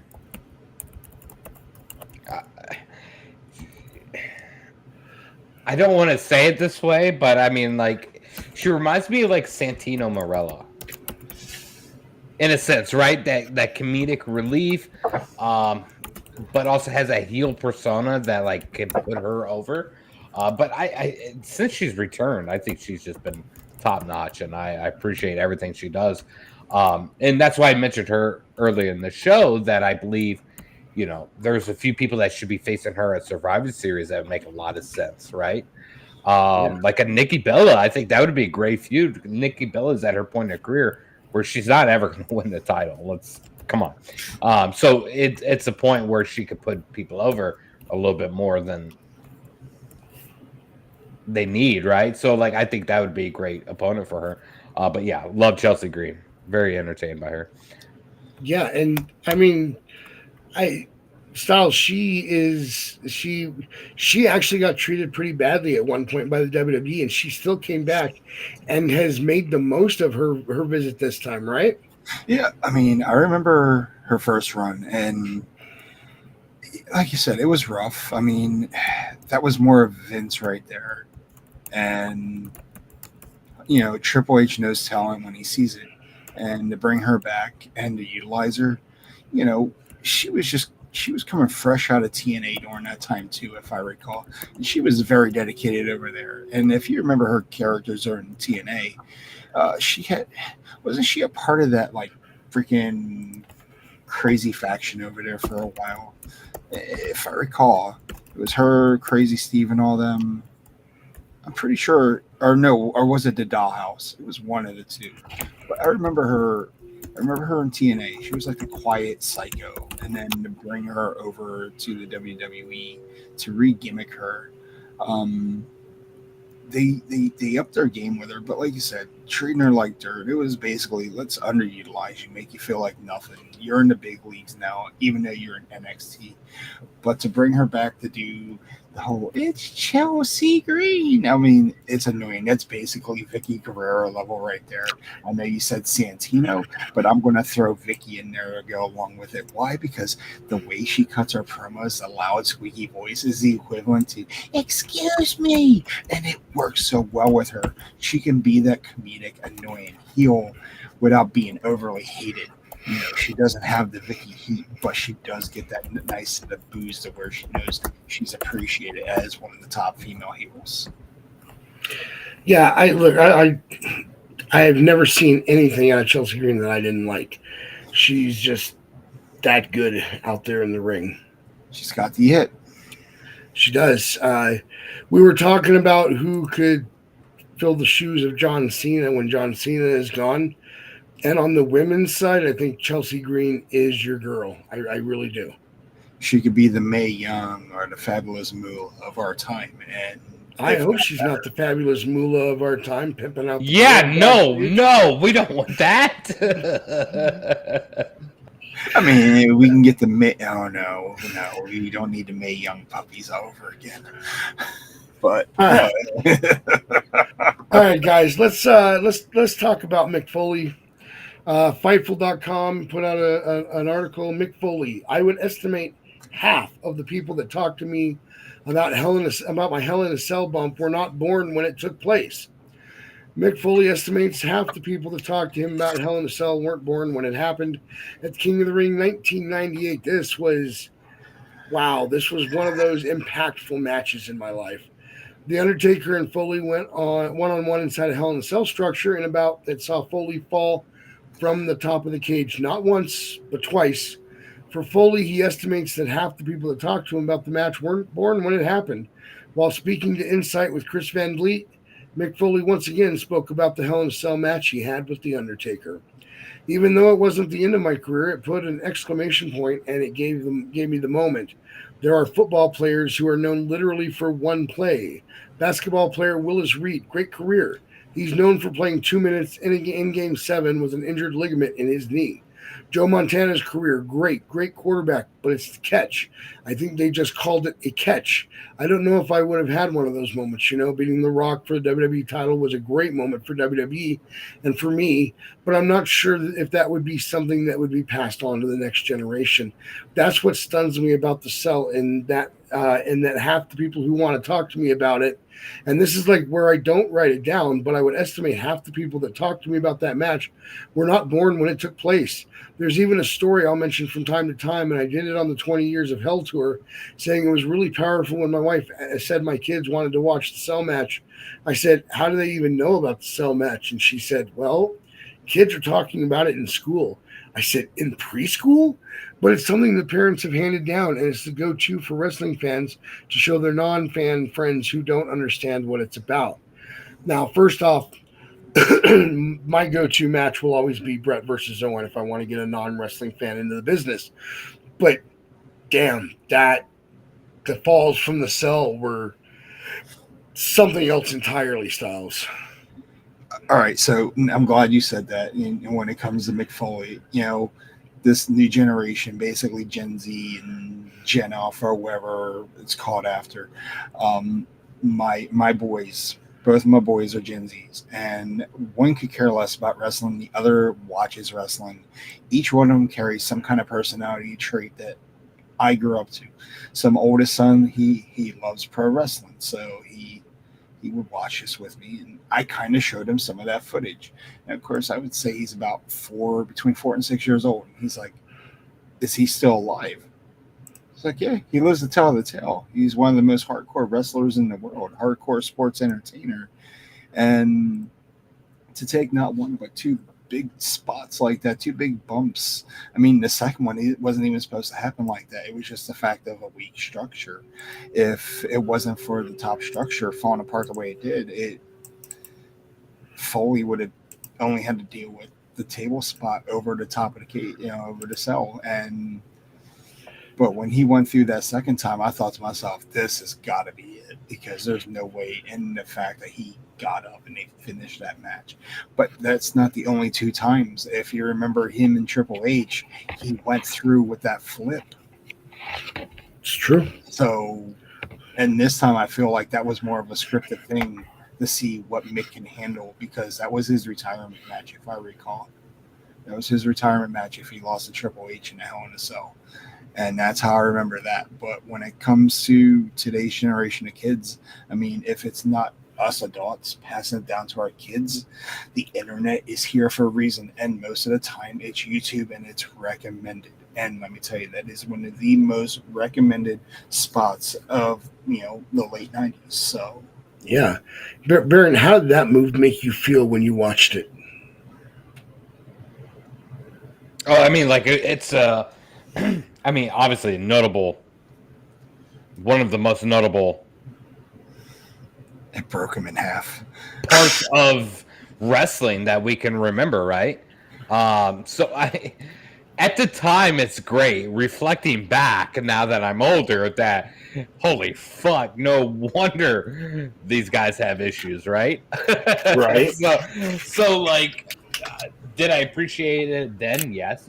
Do I appreciate it now? I do appreciate what they did, but fuck, dude, it's brutal, right? I mean, I don't know how he survived. Exactly.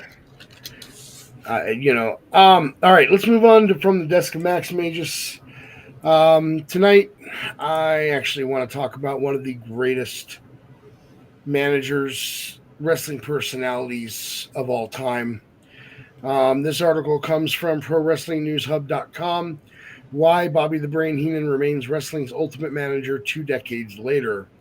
In the pantheon of professional wrestling managers, one name towers above all others, like a colossus in the squared circle. More than 2 decades have passed since Bobby the Brain Heenan earned his rightful place in the WWE Hall of Fame. Yet his reign as the industry's premier manager remains unchallenged, even 8 years after his passing. Heenan's influence continues to define what greatness looks like in wrestling management. The triple threat of wrestling excellence. While most wrestling personalities excel in one area, Heenan mastered 3 distinct disciplines within the business. His managerial prowess stands as his crowning achievement, but his in-ring abilities and commentary work both deserved Hall of Fame recognition on their own merits. The rare combination of talents made the Weasel a true Renaissance man of sports entertainment. Few performers in wrestling history have demonstrated such versatility across multiple roles. Heenan didn't just dabble in these areas, he dominated them with the same cunning intelligence that made him wrestling's most despised antagonist. The WrestleMania 3 legacy that started it all. Ask any wrestling fan about Bobby Heenan's career-defining moment, and they will likely point to his role in Andre the Giant's heel turn leading into WrestleMania 3. This storyline didn't just create one of wrestling's most memorable matches, it showcased Heenan's ability to elevate already established stars to unprecedented heights. The partnership with Andre represented everything Heenan brought to the table: strategic thinking, natural heel instincts, and the credibility to stand alongside legends. This collaboration set the template for how a manager could fundamentally alter the trajectory of a superstar's career. The Heenan family, wrestling's most exclusive club. Building a stable of wrestlers wasn't enough for the Brain. He curated what essentially amounted to a traveling Hall of Fame. The Heenan family roster reads like a who's who of wrestling excellence, featuring names that define multiple eras of the business. WWE's crown jewels. Within WWE alone, Heenan's client list resembled an all-star team of villainy. Adrian Adonis, Big John Studd, and King Kong Bundy brought the muscle, while technical masters like Arn Anderson, Tully Blanchard, the Brainbusters, provided wrestling artistry. Add in the athletic perfection of Mr. Perfect and the charisma of Ravishing Rick Rude and the legendary Ric Flair, and you have a collection of talent that most promoters only dream about. Each association brought mutual benefits. Wrestlers gained Heenan's cunning guidance, while the Brain's reputation grew with every championship his protégés captured. Heenan's influence extended far beyond WWE's reach, encompassing over 50 wrestlers across multiple territories. His work with Nick Bockwinkel in the AWA, alongside legends like Ernie Ladd and Angelo Poffo in various promotions, proved his adaptability across different wrestling landscapes. This territorial success demonstrated that Heenan's magic wasn't tied to any single company. It was inherent in his understanding of the wrestling business. Heenan's mastered wrestling's most difficult transformation, evolving from despised villain to beloved icon without losing his edge. His perfect blend of comedy and cunning made him simultaneously hilarious and hateable, a combination that kept audiences invested regardless of which side they supported. This duality allowed Heenan to maintain relevance across challenging wrestling landscapes. As the business evolved, so did fan appreciation for his contribution to sports entertainment storytelling. And I'm going to stop there, and I'm just going to say my piece on this. I chose to do this on Bobby Heenan tonight for a reason. From the desk of Mass Magius. For a majority of my career, I was a manager. That's what I did when I worked in pro wrestling. So for me, there's a very short list of managers that really defined my inspiration for what I was doing. Don't get me wrong, Jimmy Hart's great, but I just never saw myself as the Jimmy Hart playing with the megaphone, doing all that. I did give it a try at a show, but it just wasn't me. Then you have Paul Ellering, who was just great at what he did. Paul Heyman is probably one of the best personalities of all time, and he's great as a mouthpiece and a manager. He's got that charisma and charm on the microphone, but there will never, ever be another Bobby the Brain Heenan. I mean, this guy was gifted when it came to being the heel manager. He was the mouthpiece. He could get involved when needed. He was a whip crack when it came to the things he said. There was something I remember seeing years and years ago. I had never been able to find the video since, but I loved it. He was doing a show. I think Shivani was sitting next to him at this table, and they were bringing people up from the audience one at a time to join them. And they asked this guy that came up, "What are you guys doing here tonight?" And he said, "Well, my wife and I are celebrating our 20th wedding anniversary." And he looked at him and said, 20 years, huh? Did you know if you had killed her on your wedding night, you'd be getting out tonight? And this was just the kind of, he could just pull it off the top of his head. He was so good at it. And his interactions with Gorilla Monsoon and Mean Gene, just there was something about Bobby that you always admired him, you always respected him, you were always looking forward to what's he going to do next, what's going to happen to him when they get their hands on him. The wrestling icons that he worked with, just and I agree, the biggest coup was when he turned Andre the Giant heel. Yeah. What are you guys' thoughts on Heenan? Oh, who fucking doesn't love him? I mean, the most famous one, I think we all know it, hopefully, is I think he was with the Gorilla Monsoon. I'm going to probably butcher it, but yeah, I'm definitely going to butcher it. But on Hulk Hogan's theme song, right, when he was talking to Gorilla Monsoon, that's my second favorite theme song. Right? And I think Gorilla asked him, like, whoa, I hate to ask, but what's your favorite? And he said, all the rest are tied. So, like, like that's Heenan, right? Like, that's Heenan. And he's not wrong either. But yeah, absolutely love him. He's what I grew up to watching wrestling, you know. From going to the local cinema and getting VHSs, you know, like early on, like, yeah, absolutely love him. He's phenomenal. Stylez? So when it comes to Bobby, I mean, aside from his managing, you know, like you said, nothing will ever touch Bobby. I mean, the closest you'll get is Paul Heyman. He is the modern day Bobby Heenan. You know, the psychology he learned probably came from him because there's a lot of influence behind that. But if it's not that right there, it's him and Gorilla. Him and the Gorilla, man. Let me tell you, when they were doing, if you remember primetime wrestling, it was like a Saturday night show, I believe, a Friday or Saturday night spectacle, and they would promote one match per show. They'd have some of the talent there, whatever studio they were doing this from, and if it wasn't them doing that, Superstars Challenge, when they would have Bobby and the Gorilla going places and they were doing tours, and it was just Bobby's humor, and all you hear Gorilla say, will you just stop? If it wasn't for that line right there, will you stop it already? It was a love-hate relationship, but it was nothing but love, because these two, this is basically pre-JR and the King right there. It was the best friends of all time. No matter how they felt about each other character-wise, they were always going to be the best of friends. And God, let me tell you, if we could bring them back and do some kind of commentary or even a sideshow, you know, the WWF at the time, it paved the way for what we're getting today, and nothing will ever be the same, because everything we're watching today is nothing like we saw in the past. The golden era with, you know, Bobby Heenan, it was just, even his WCW time, it was even great, because Bobby in WCW, now hence he had a no touch clause, because he had neck surgery done prior to going into WCW, and who was it? Brian Pillman actually kind of broke that clause, because it was him and Eddie Guerrero. Eddie was in the ring, and Brian Pillman actually goes behind Bobby and grabs onto him, and Bobby's pissed. Like, this guy, he's human just like the rest of us, and if you do something that breaks that contract, he's going to walk off as pissed off as possible, because I'd be pissed too if I just had my neck worked on. But aside from that, WCW with the NWO, he played the perfect character, you know, the perfect coward. He was the Weasel for a reason. He wasn't just the brain, but he was also the Weasel. That's what, you know, Gorilla Monsoon always called him. He called him the Weasel, because he found a way. The Weasel was where he got in and out of everything. And when NWO took over for that night, and then they disappeared, he comes back as if nothing ever happened. So this is like one of the greatest characters of all time.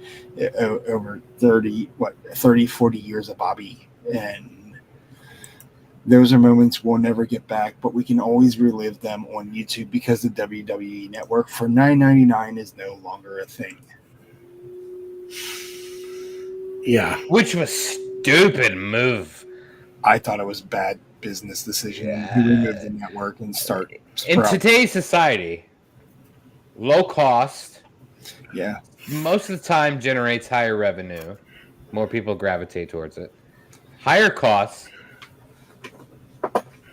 kind of generates lower revenue these days, right? Because that's how people are viewing things, in my personal opinion. And here's how I see it. So if the WWE Network was to be here again, it would not be $9.99. Sadly, it would not. I would say between $14.99 and $19.99, and that would be still a fairly decent, financial decision per month.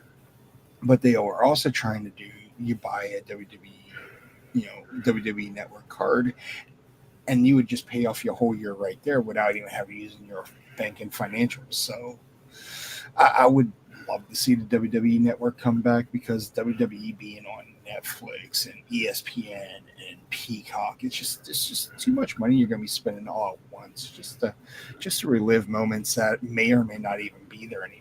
Because if I recall, Peacock removed a lot of it due to its non-PG rating.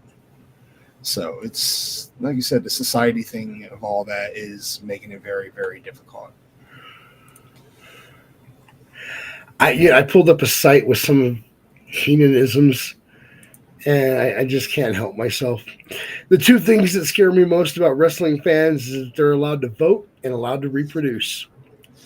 I did both. I'm a legend in this sport. If you don't believe me, ask me. They say money can't buy happiness. Give me $50 and watch me smile. We've talked about Virgil a few times on this show. You win some and you lose some. Unless you're Virgil, then you lose them all. The barbershop incident. Do you guys remember what he said about Jannetty in the barbershop incident? Oh, calling him a carrot for jumping out the window. He said Jannetty tried to dive through the window to escape. What an act of cowardice! I know all about cheating. I've had 6 very successful marriages. Coco Beware. His mom's first name was Tupper. Stu Hart trained all his kids. Only 3 of them used the litter box. And last one, because I got to move on to the next story, which is our Destroying Kayfabe segment for the night. And for those of you that dropped out of high school, remember the famous phrase, "Do you want fries with that?" All right. I could sit here and I could talk about Bobby Heenan all night. I would love that. Could. But we need to move on, and we want to talk about another guy who keeps himself in the news. And Stylez, this one's for you. Vince Russo blasts Triple H's WWE leadership style. What is this? Kindergarten? Former WWE writer Vince Russo. Oh, this story comes from ProWrestlingNewsHub.com, by the way. Former WWE writer Vince Russo dropped a verbal sledgehammer on Triple H's leadership approach during a recent podcast appearance, painting the cerebral assassin as more concerned with popularity than power. The controversial wrestling mind didn't hold back, delivering a scathing comparison between Hunter's management style and that of his legendary father-in-law. The soft touch accusation, Russo's central argument revolves around what he perceives as Triple H's overly gentle approach to talent management. The former WCW writer described witnessing backstage interactions that left him questioning whether WWE's chief content officer truly understands how to wield authority. Rather than commanding respect through decisive action, Russo claims Hunter operates more like a guidance counselor than a corporate executive. This shift in WWE's internal culture hasn't gone unnoticed by industry insiders who remember the McMahon era's no-nonsense atmosphere. Everybody respects this guy, but this guy knows, man, like when it's time to be the freaking boss, I'm going to be the freaking boss. I saw it my first day. You see Triple H with the hands on the shoulder and resting the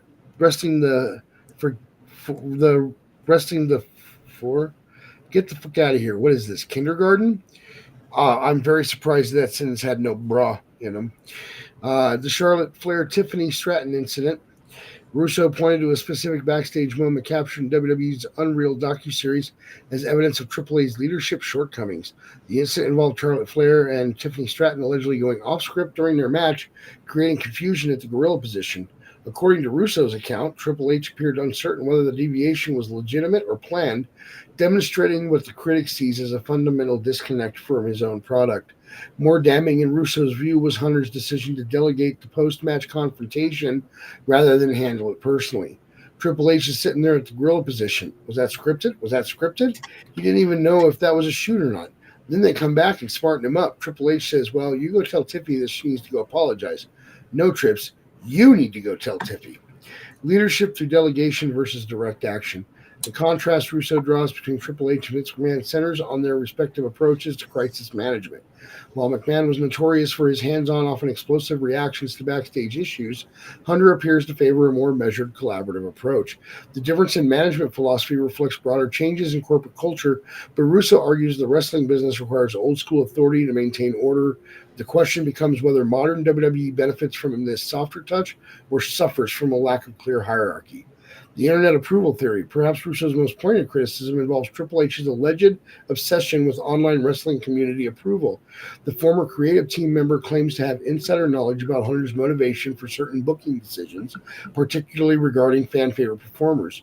Russo specifically cited Joe Hendry's WrestleMania appearance as evidence of Triple H catering to the internet wrestling fans rather than making purely business-driven decisions. This accusation strikes at the heart of modern wrestling's relationship with social media and fan engagement. Triple H, he's got this thing about being liked. I've been told by somebody, a talent at a high level, who told me the love of the freaking internet means everything to Triple H. That's why he brought in Joe Hendry at freaking WrestleMania.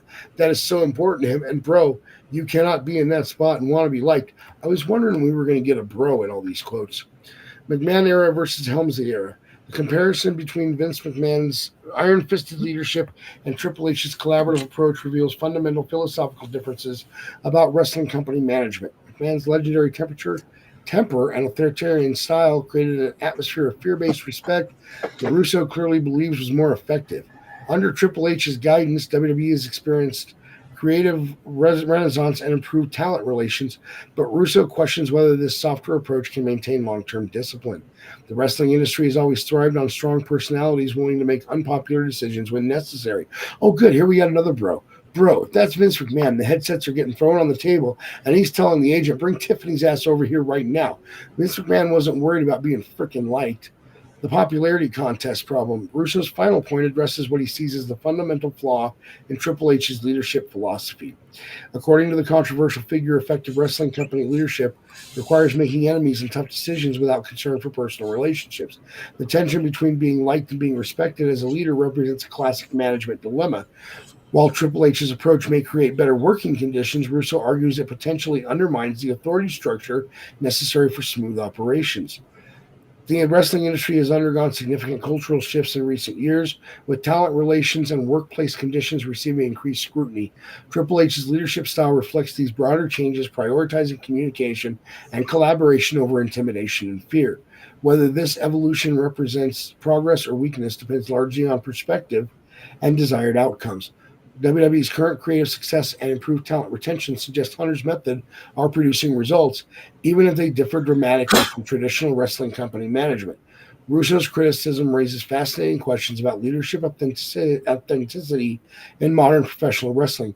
Can Triple H maintain creative excellence while building genuine relationship with his roster, or will his desire for approval ultimately undermine his authority? The answer may determine WWE's trajectory for years to come. Stylez,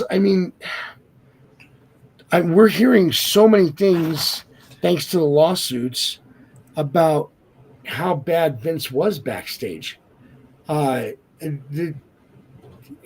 Is Vince's approach or Triple H's approach better in your opinion? I mean, before all the allegations, I think Vince was a mad genius with everything that that he did with the business, with the company. But behind the scenes, we didn't realize how big of a piece of shit he was. I mean, we knew he was unhinged. We knew how his character was, the whole corporate Vince or the corporate Mr. McMahon. But I had no idea, how bad. I'll put it this way, bro. That's the only thing I can say about the whole thing. Now, when it comes to Vince Russo, let me tell you, when you're reading all that out loud, I'm thinking to myself, Vince Russo is all over the place. When it comes to Vince versus Triple H, Vince cared about family business, family quotas, bringing families into the shows so they could watch hinged and unhinged content on the daily between the golden era, between the attitude era, the ruthless aggression era, between every single era that you could put together. HD, the pandemic era, and now we have this brand new era. It's like the social media new society era. It's weird, and the way things are being handled today. I mean, Vince Russo is very old school when it comes to trying to bring in ratings, trying to bring in, not just ratings, but more fans. Yeah. He was also the guy that was known for blowing his whole load in one show, and then the next few weeks we were going to have watered down shows to where we saw this great episode of Raw, or better yet, since you read this as he was just a writer in WCW, but people keep forgetting Vic Venom before he was Vince Russo again, his own self. He was Vic Venom, and he was one of the biggest creative minds in the WWE, the Attitude, version of the WWE. And he wrote a lot of good, he gave great input to most of these characters. If you've seen Beyond the Mat, they talk about him for quite a short bit. He was a great creative control, but you had to control him character, behind the scenes, because when it came to WCW, things were really out of hand. He was his own booker. He was basically the Jeff Jarrett of non-wrestlers, although he got involved. But but he's not wrong in most of the stuff he's talking about. Triple H, yes, he is eating up the whole internet era thing. If you watched Raw last night, he talked about people and opinions. People get to speak their voice. If we remember during the Authority era, he told the fans, "Oh, you guys get to control the show," and then the following week they controlled the show, and the fans were completely forgotten. So it's just a back and forth battle. So there was a time when Russo was actually a decent mind in the business, and then he tried to repeat that in WCW, and I feel like he was trying to recycle some of his greatest hits, and it just didn't go over nearly as well. And then he went downhill in TNA too.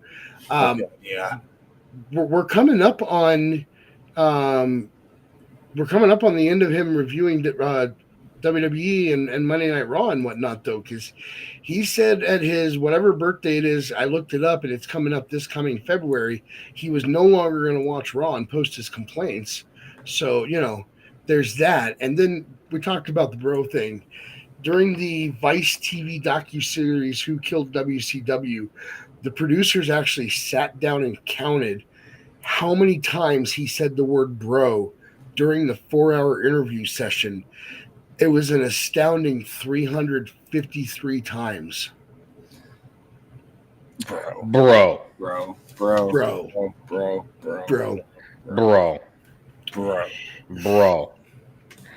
I mean, you're not wrong, though. I mean, so here's my thing, real quick. Vince, piece of shit human being. All negative thoughts go towards him, right? However, you're going to hate this opinion, folks. He ran the business better than it's being ran right now. Bro. I have to say it, and people will hate my opinion on that matter, but here's what's happening in WWE right now. Like, Triple H has a great mind, but he's no longer in control, and we could totally tell from the past 4 to 5 months now that something has shifted and somebody else is kind of in control of things, because stories have not made any fucking sense. There's no longevity to these stories anymore. And the big thing is the pricing, and I didn't want to bring it up tonight, but that's a huge ordeal, right? Like the pricing, TKO has killed it, and it's what it's doing. It's going to kill fans from the company, right? So like that's just my personal opinion right now. Vince, piece of shit. Triple H, equally a piece of shit. Not going in too deep too deep with that because anyways. So anyways, I think Vince had a better mind on how the company should be ran, as anybody that created a company would do, right? Knew his fan base, knew how to cater towards them. This now is a corporate structure deeper than we've ever seen, and the 40 plus years of wrestling in WWE. So, yeah, I mean, I don't think he's off on that point. Yeah. All right. Up next, we are going into Baron's Buzzkill moment. This story comes to us from ProWrestlingNewsHub.com. And this is a doozy. I'm not sure what makes her think it's a good idea, but that's why we're going to discuss it with Baron tonight. Eva Marie keeps WWE return door wide open. Nothing like that high. The WWE Universe might not have seen the last of Eva Marie. The polarizing superstar recently opened up about her ongoing connection to sports entertainment and whether she'd consider another run with the company that made her famous. Speaking candidly on Unwrapped with Sonya Deville and Tony Cassano, Eva Marie made it crystal clear that her wrestling boots aren't gathering dust just yet. Her comments reveal someone who understands the intoxicating nature of performing on wrestling's biggest stage. Eva Marie didn't mince words when describing what keeps wrestlers coming back to the squared circle. She compared the feeling to substance dependency, highlighting just how powerful that connection between performer and audience truly becomes. I mean, I always keep the door open just because I'd be silly not to, and I love performing. There's nothing like it. If you want to talk about drugs and alcohol, that's the biggest high. This raw honesty showcases something many wrestling fans already know.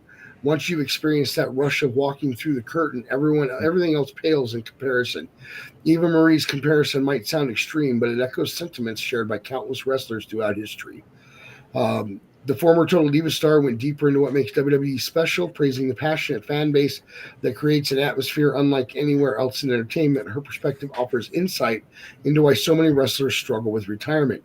You see it too in superstars. They can't let it go. Sometimes it's like, okay, you should retire, but you can't find that high anywhere else because it's not. The WWE Universe is the best fan base. They're crazier than ever, but they're loyal too. So to be able to walk out into 100,000 people arena, where are you going to get that? Her comments about the WWE Universe being crazier than ever ring especially true in today's social media-driven landscape. The passion, both positive and negative, directed towards WWE performers has reached unprecedented levels. While Eva Marie has built a life beyond WWE, including a recovery center and developing her personal brand, she's maintaining flexibility regarding her wrestling future. Her approach suggests someone who has learned to balance personal growth with professional opportunities. The strategic nature of keeping options open demonstrates business savvy that wasn't always evident during her previous WWE runs. This matured perspective could serve her well if WWE comes calling again.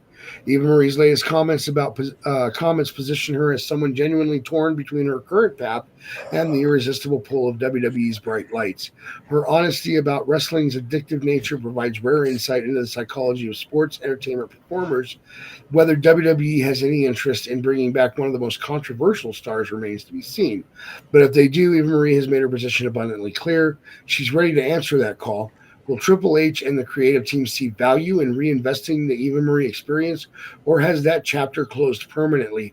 And before I turn it over to Baron to answer that question, I want to point out that one of the most famous comparisons of wrestling to working in wrestling to drugs was Eddie Guerrero in a promo he did with Brock Lesnar.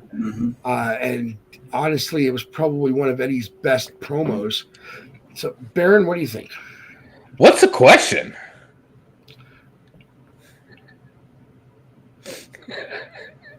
I closed it. Hang on. That's the biggest question. What is the actual question here? So the question here, she's saying that she keeps the door open, and the question was, we all keep the door open, right? Right. Well, mine is shut for the show, so.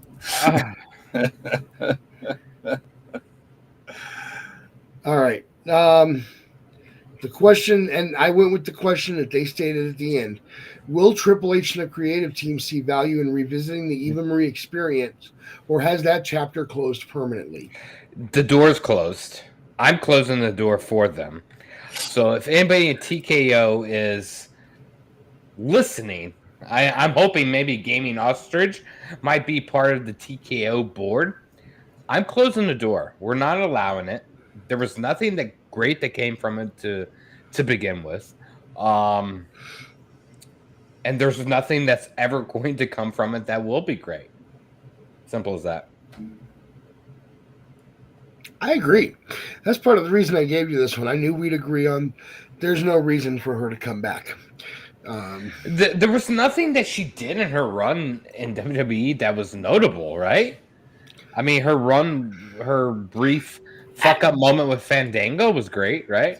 There was one thing that I felt was very notable, and it involved a 3-man band, and apparently she called Jinder Taj Mahal or something like that, and they confronted her backstage, and they're like, "Do you even know how important it is to get our names right? I mean, that's how we make our money is off of our names." But that was more because it was fun to watch 3-man band put her in her place. Stylez, you agree? See, he agrees because he knows. I got nothing. I mean, there's nothing wrong with that entire statement. I mean, Eva Marie, when it came to her cutting promos, her promos weren't exactly. She fell flat on promos. I can't even bullshit anybody on that one. She fell flat. I mean, her in-ring work capability is just as bad as her promos. I mean, all she really was a model trying to make it in the WWE, and she couldn't even hack it in NXT. So to bring her to the main roster after that was just a big old slap in the face. And I mean, and anybody can look good. You can be the hottest chick in the world, but if you have no mic skills and no in-ring capability, don't bother trying to survive in this business. If you want to learn from that, watch Tough Enough when Triple H told those kids, you're away from home. You know what your wife and kid are doing? He doesn't care. Your wife's pregnant. Who gives a shit? Yeah. You're going to go out there. You're going to put your body on the line. And that was that was the working stiff days. I would love to go back to that era. I wish Triple H would watch what he used to be and be like, we need to bring that back. You can't bring someone who brings nothing to the table besides a pretty face. Liv Morgan, she's hot and she can wrestle. She can work. There, I found a way to keep him awake on this one. So now, if you get like Santina Marella, okay, that's entertaining. No, but you know what? You could put a broomstick against Eva Marie, and no one would give a shit. You could put her against one of the great female wrestlers in the world, and no one would give a shit. Why? Because it's Eva Marie. And I want to feel bad for her on that one, but I mean, she should do something different, like be a gym instructor or OnlyFans. I don't know. Yeah, and look, I agree with what Gaming Ostrich just said. All looks, no idea how to wrestle. Listen, I'm going to shout her out for the rehab center that she over the recovery center. I think that's great. Stick to that. Despite being in it, you know nothing about the wrestling business. You've shown that repeatedly every time you've been given a chance. And I just think that right now we don't need you. You're not needed. Oh, you know what? You know who might need her? AEW, since they can't seem to keep people healthy. But wait, on the other hand, they have all those people on the bench that. Anyway, let's move on to an AEW story real quick. I actually wanted to talk about this for a couple of reasons, mainly because it's Tegan Knox.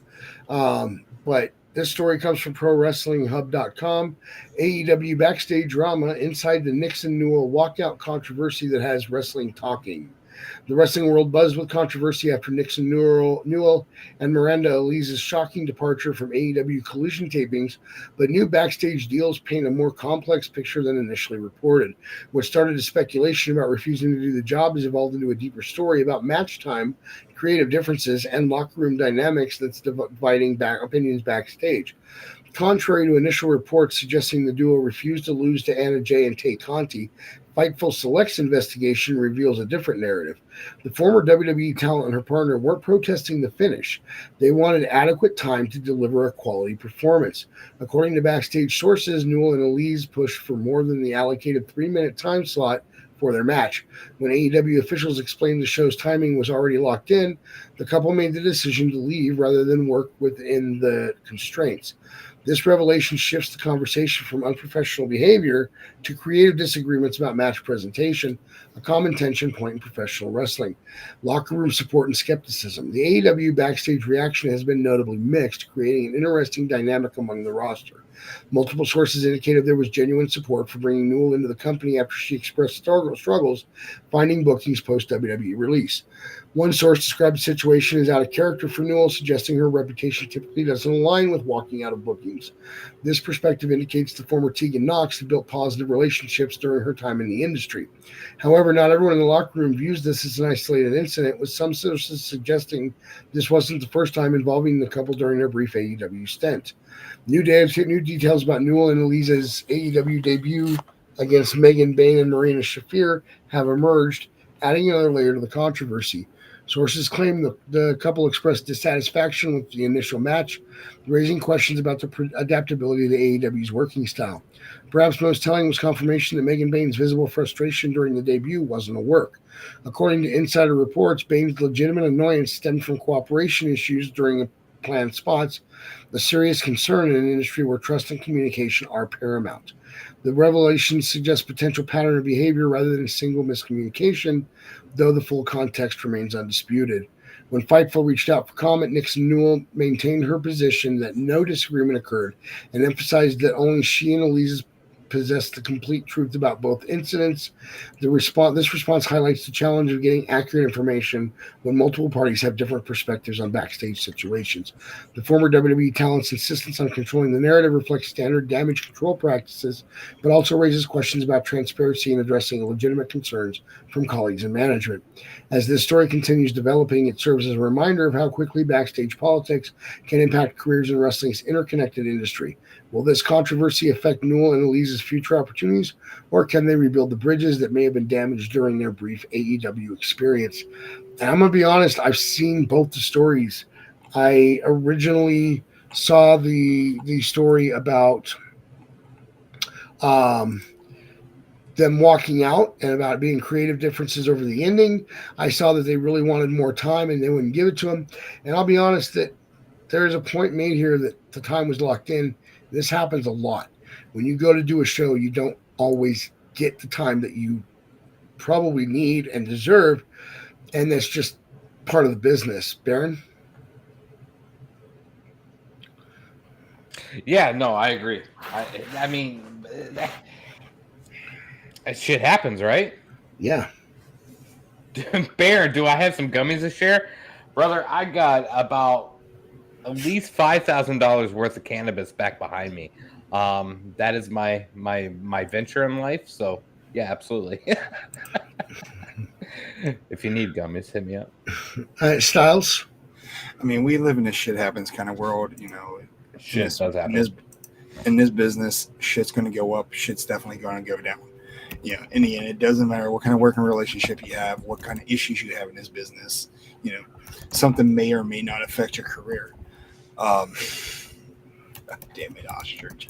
But I mean, you know, when it comes to, you know, you mentioned Tegan Nox. I don't know the full story on, you know, what happened to cause her release, but you used the terms of rehab earlier as well. I mean, you know, if they're going through something, and you know, regardless if it's within the business or outside of the business, you know, get your shit in order, and when you come back, you know, come in level-headed, you know.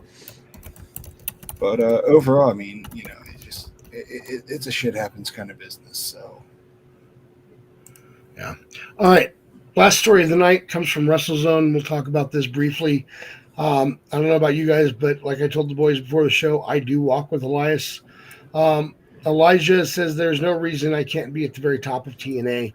WrestleZone managing editor Bill Pritchard spoke with Elijah to promote TNA's television tapings in Orlando and El Paso. The TNA star has been out with a torn tricep, but is getting closer to an in-ring return each week.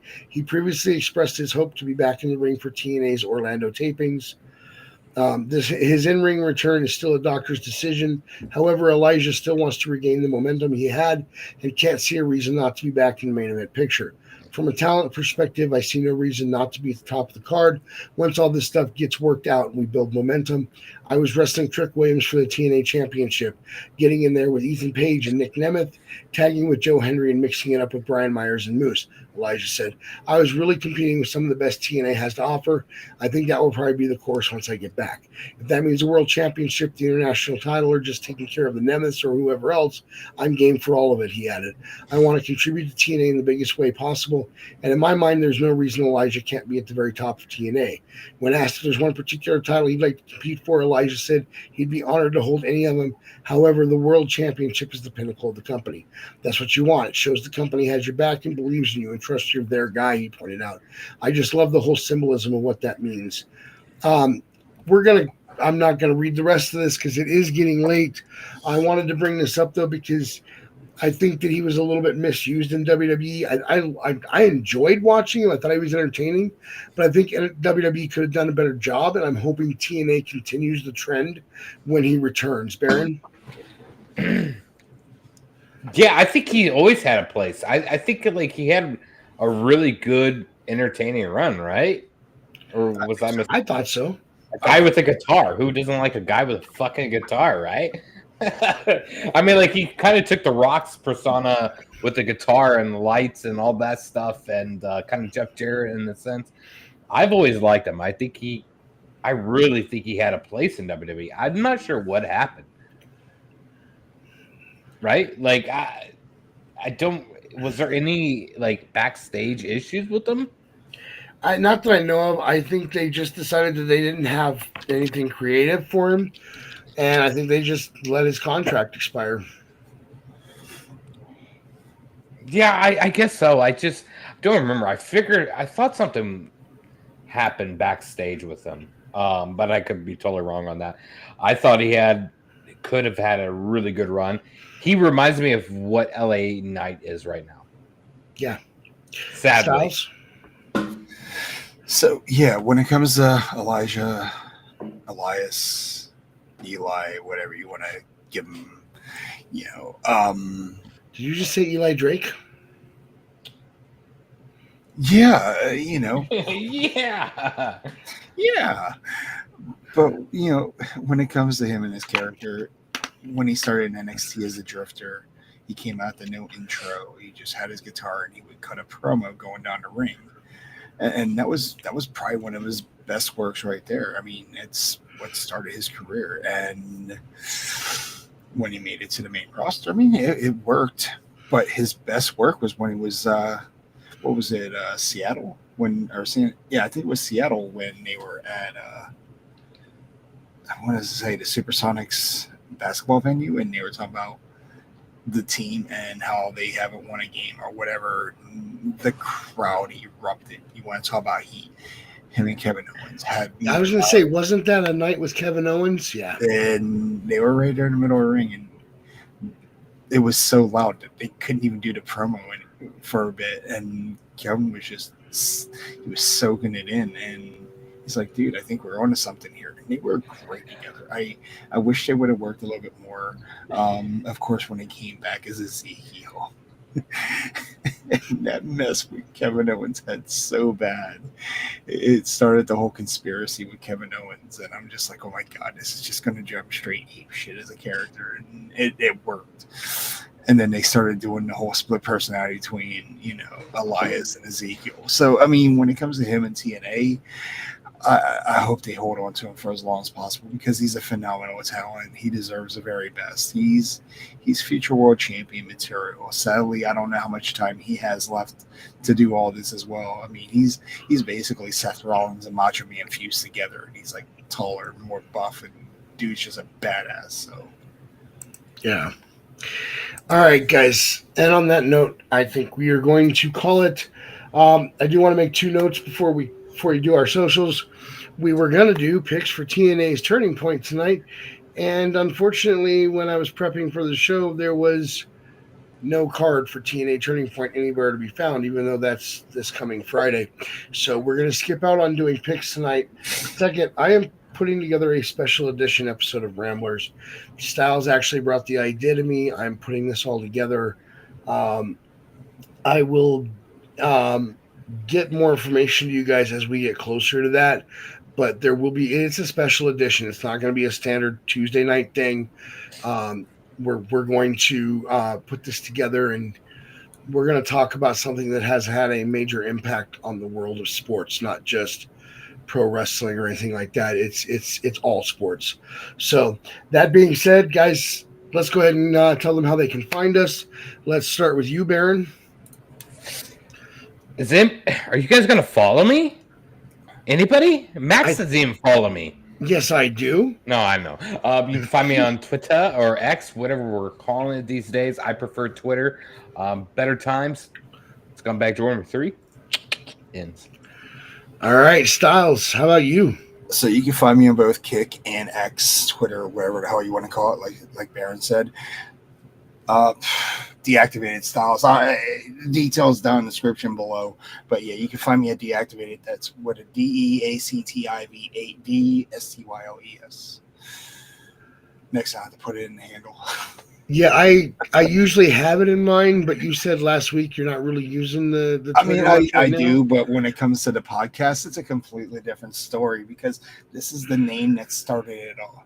Right. So that's why I took that out. So you can find me at Max Magius. You can find my other podcast at Our Shots Podcast. You can listen to it anywhere you find your podcast, or go to random-shots.net. Follow the Ramblers at the Ramblers Pod, or search us Ramblers Unleashed on Facebook. Guys, it's been a great show. We've enjoyed talking to you. We've gone a little over time, and part of that's because we really wanted to entertain Gaming Ostrich even though he came in really late. So thanks for that. But anyway, we're gonna call it a night, guys. We will see you back here next week. Same Rambler time, same Rambler channel. See you guys soon. Peace. Boom. Thanks for tuning in to Ramblers Unleashed. Follow the show on social media, subscribe to our YouTube channel, and click the bell icon for notifications of upcoming episodes. You sicko.